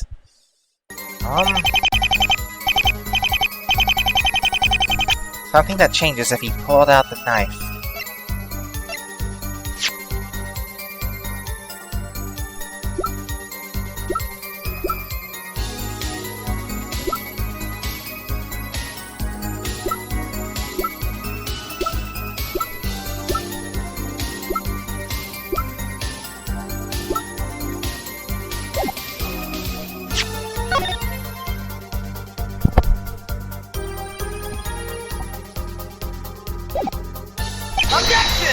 No, it's not this.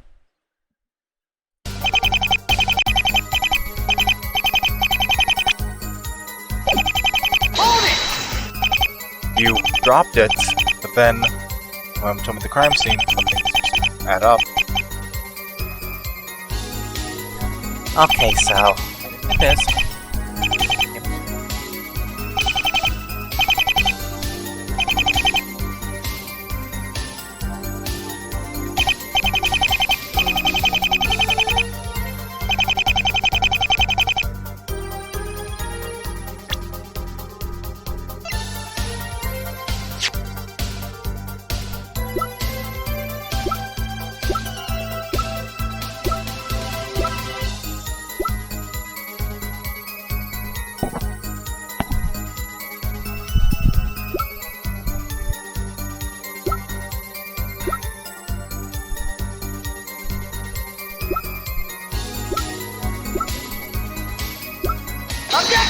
No, I don't.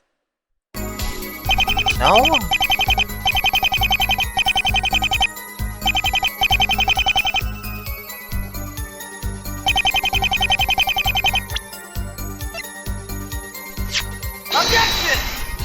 I'm not entirely sure.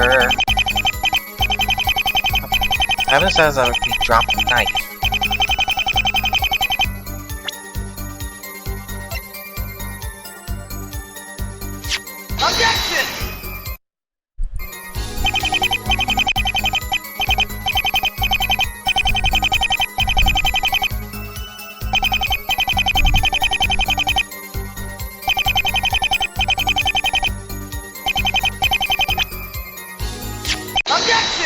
Okay, I think I know where this might be going.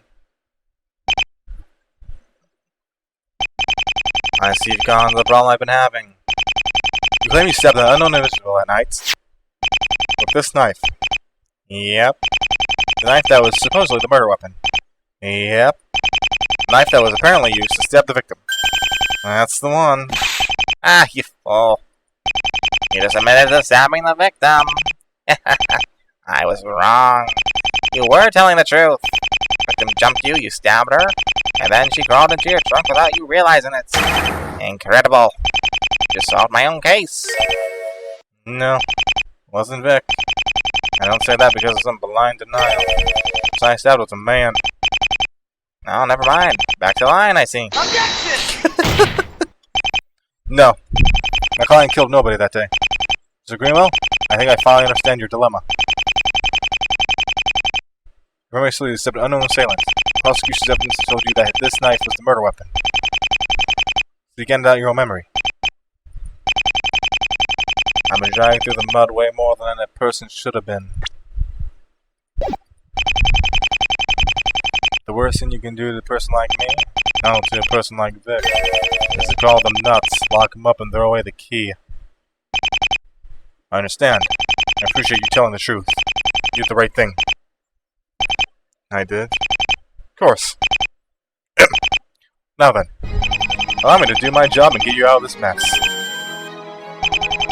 What are you? Ooh, this music. The trust between an attorney and his client is invaluable. I promise you my trust. I'm a man of my word. Your Honor, there was another person at the crime scene. My client did indeed stab this person. However, that person was not Miss Nova. How long do you intend to sink? How low do you intend to sink? You've been spouting baseless claims all day today. Your Honor, end this trial. Ha! But that's the thing. They're not baseless. Not anymore. Because there exists evidence that backs up my client's story. Evidence? I have your attention, it seems. Alright, enough of this madness. It's time to finally escape this endless loop. Greenwell was telling the truth. Then only one piece of evidence will do the job here. Very well. Due to the defendant's sudden burst of confidence, I'm inclined to ask. That's the burst of confidence I'm inclined to ask. No, Your Honor, he's bluffing. Must be he said nothing this entire trial. He can't even have evidence given that the defendant's statement contradicts it. How could he possibly? Let's be frank, this is Mr. Right. Now then. It's just like, yeah, it's Phoenix Wright. This is kind of what he does. This is how it happens. Just let it go. Let it go. This is how the trials progress. Now then. The evidence shows the defendant stabbed someone other than the victim.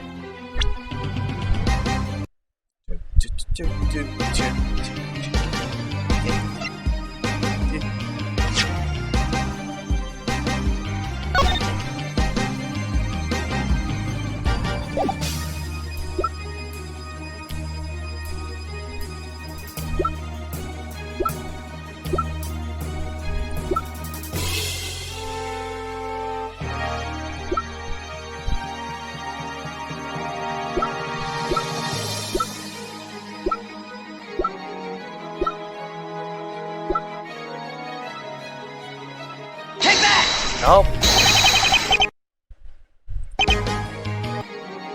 Ah, sure. Okay, so this is true. The one piece of the shows.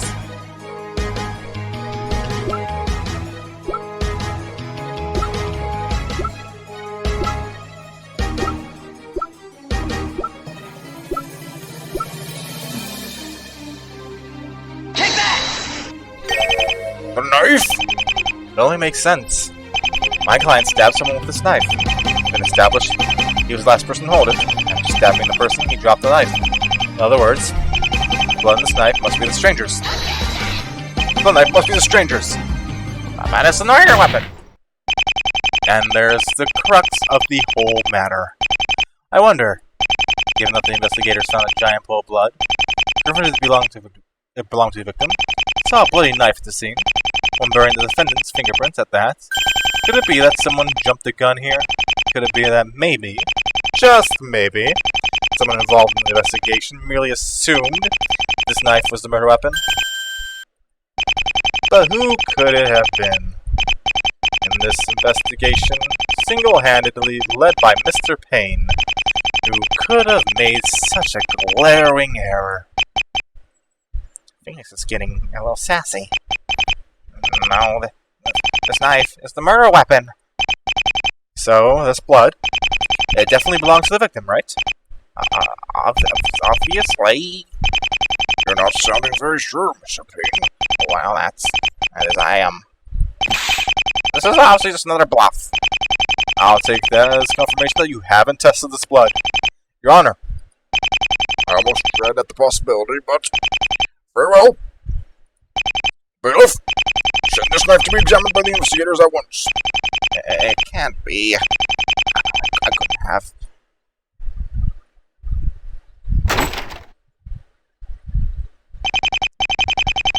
Your Honor, the results of the test have been completed. After comparing the blood sample with that of the victim, investigators found that there was no match. Oh my! And that means The person my client stabbed wasn't the victim. Which means there must have been another person at the scene. My client is no longer the only suspect. no. This is supposed to be my victory. You can't. No. No!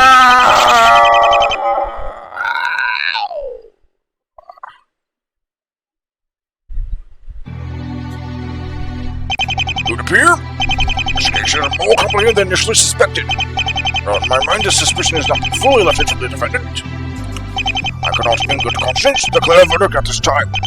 The existence of this second person will need to be investigated. Therefore, I will be prolonging this trial for an additional day. Understood, Your Honor. Understood, Your Honor. Very well. In that case, the court is adjourned.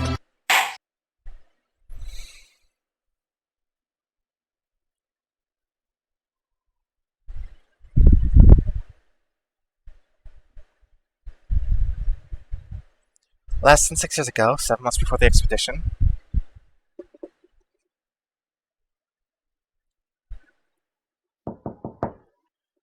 Miss Nova, you okay in there? Yeah, just a moment. Okay, be good and get up, would you? Come on, you can do this, Victoria. You got this.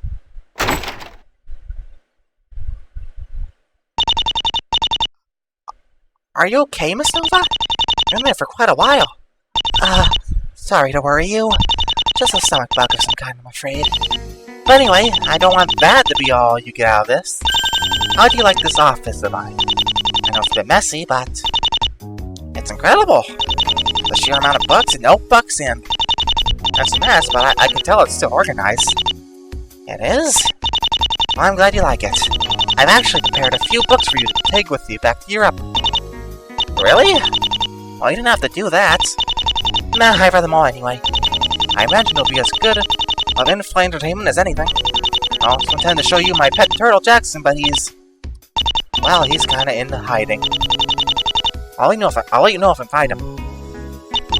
So what have you been up to lately? Well, I had my exams, and... I'd, rather not talk about it. Oh. Sorry. It's okay. I can retake them in a few months. That's good. This one was always just a fluke. You'll know the other one, I'm sure. I appreciate the encouragement, but really, it's fine. That's so. But I really want to thank you for this past month. It's been an interesting experience. You've taught me so much. I did? Well, glad to hear it. There's something I want to give you, actually. As a thank you. You don't have to accept it, but... Here. What's this? A button of some kind? Or no, a badge? It looks kinda cute, actually. Thank you, Emma. I'll take good care of it. In fact, here. I'll put it on. Are you sure? Emma, you've been a good friend to me. And even though it's only been a few months, you've done loads for my emotional state. Even if I might not show it. I'm going through kind of an interesting part of my life. And it's just... what I'm trying to say is, it's good that you're here. I don't know if this is weird for you or whatever, but... well, I've said it. I'm glad to hear it. Hey, let me show you something. What is this? This, my dear Emma, is a little side project of mine. A friend of mine brought it to my attention and... it's madness come to life. Huh? Does that say El Dorado? That it does. The city of gold? The myth? Ah, but that's the thing.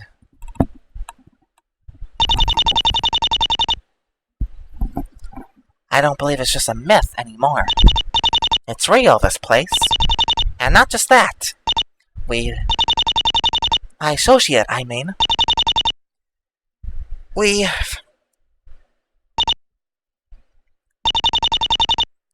I have a story for you, Emma.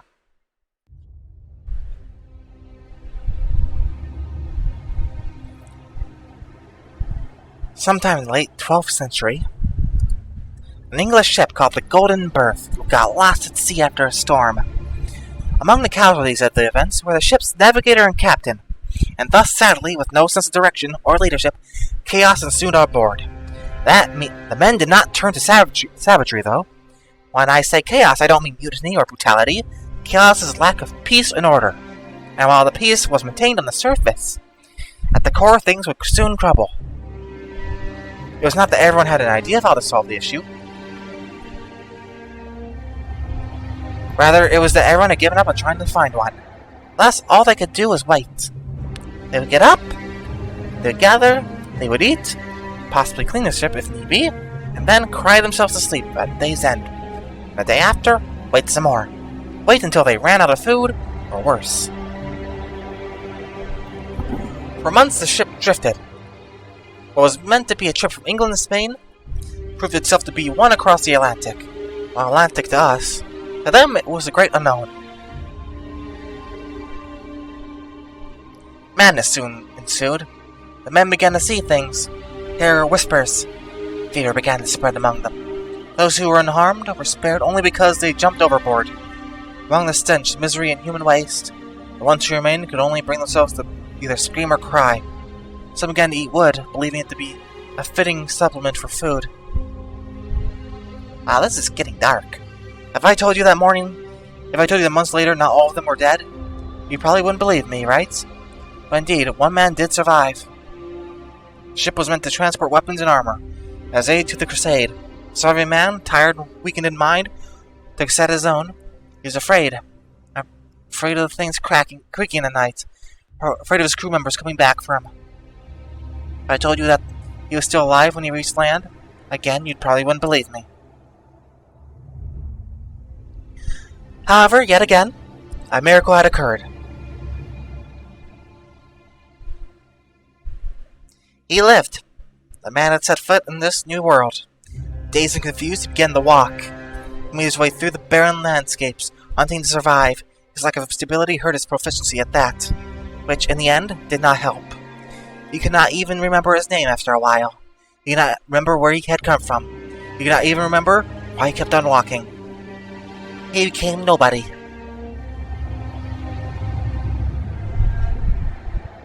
He eventually came across the natives. Despite his attire, upon seeing how weak and slow he was, they showed him mercy. He told them of his lack of memory and purpose. They told him they knew of a place where only the bad may enter. A place where he might find refuge. A city hidden in the mountains. A city made of gold. He thanked them. In return, he gave them some of the things he'd scavenged off the ship. One of those things was the paper ultimately used to write the story down. A paper now in my possession, which I fully translated yesterday. The man was never seen again.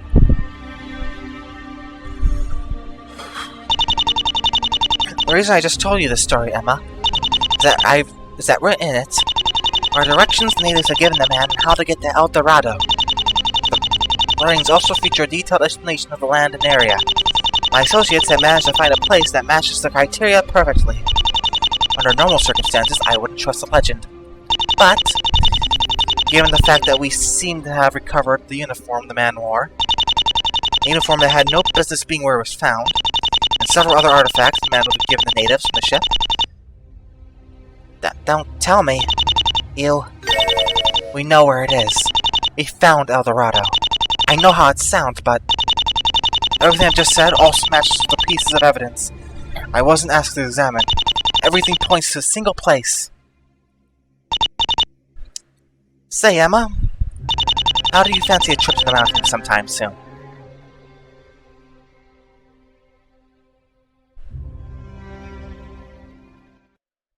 To be continued.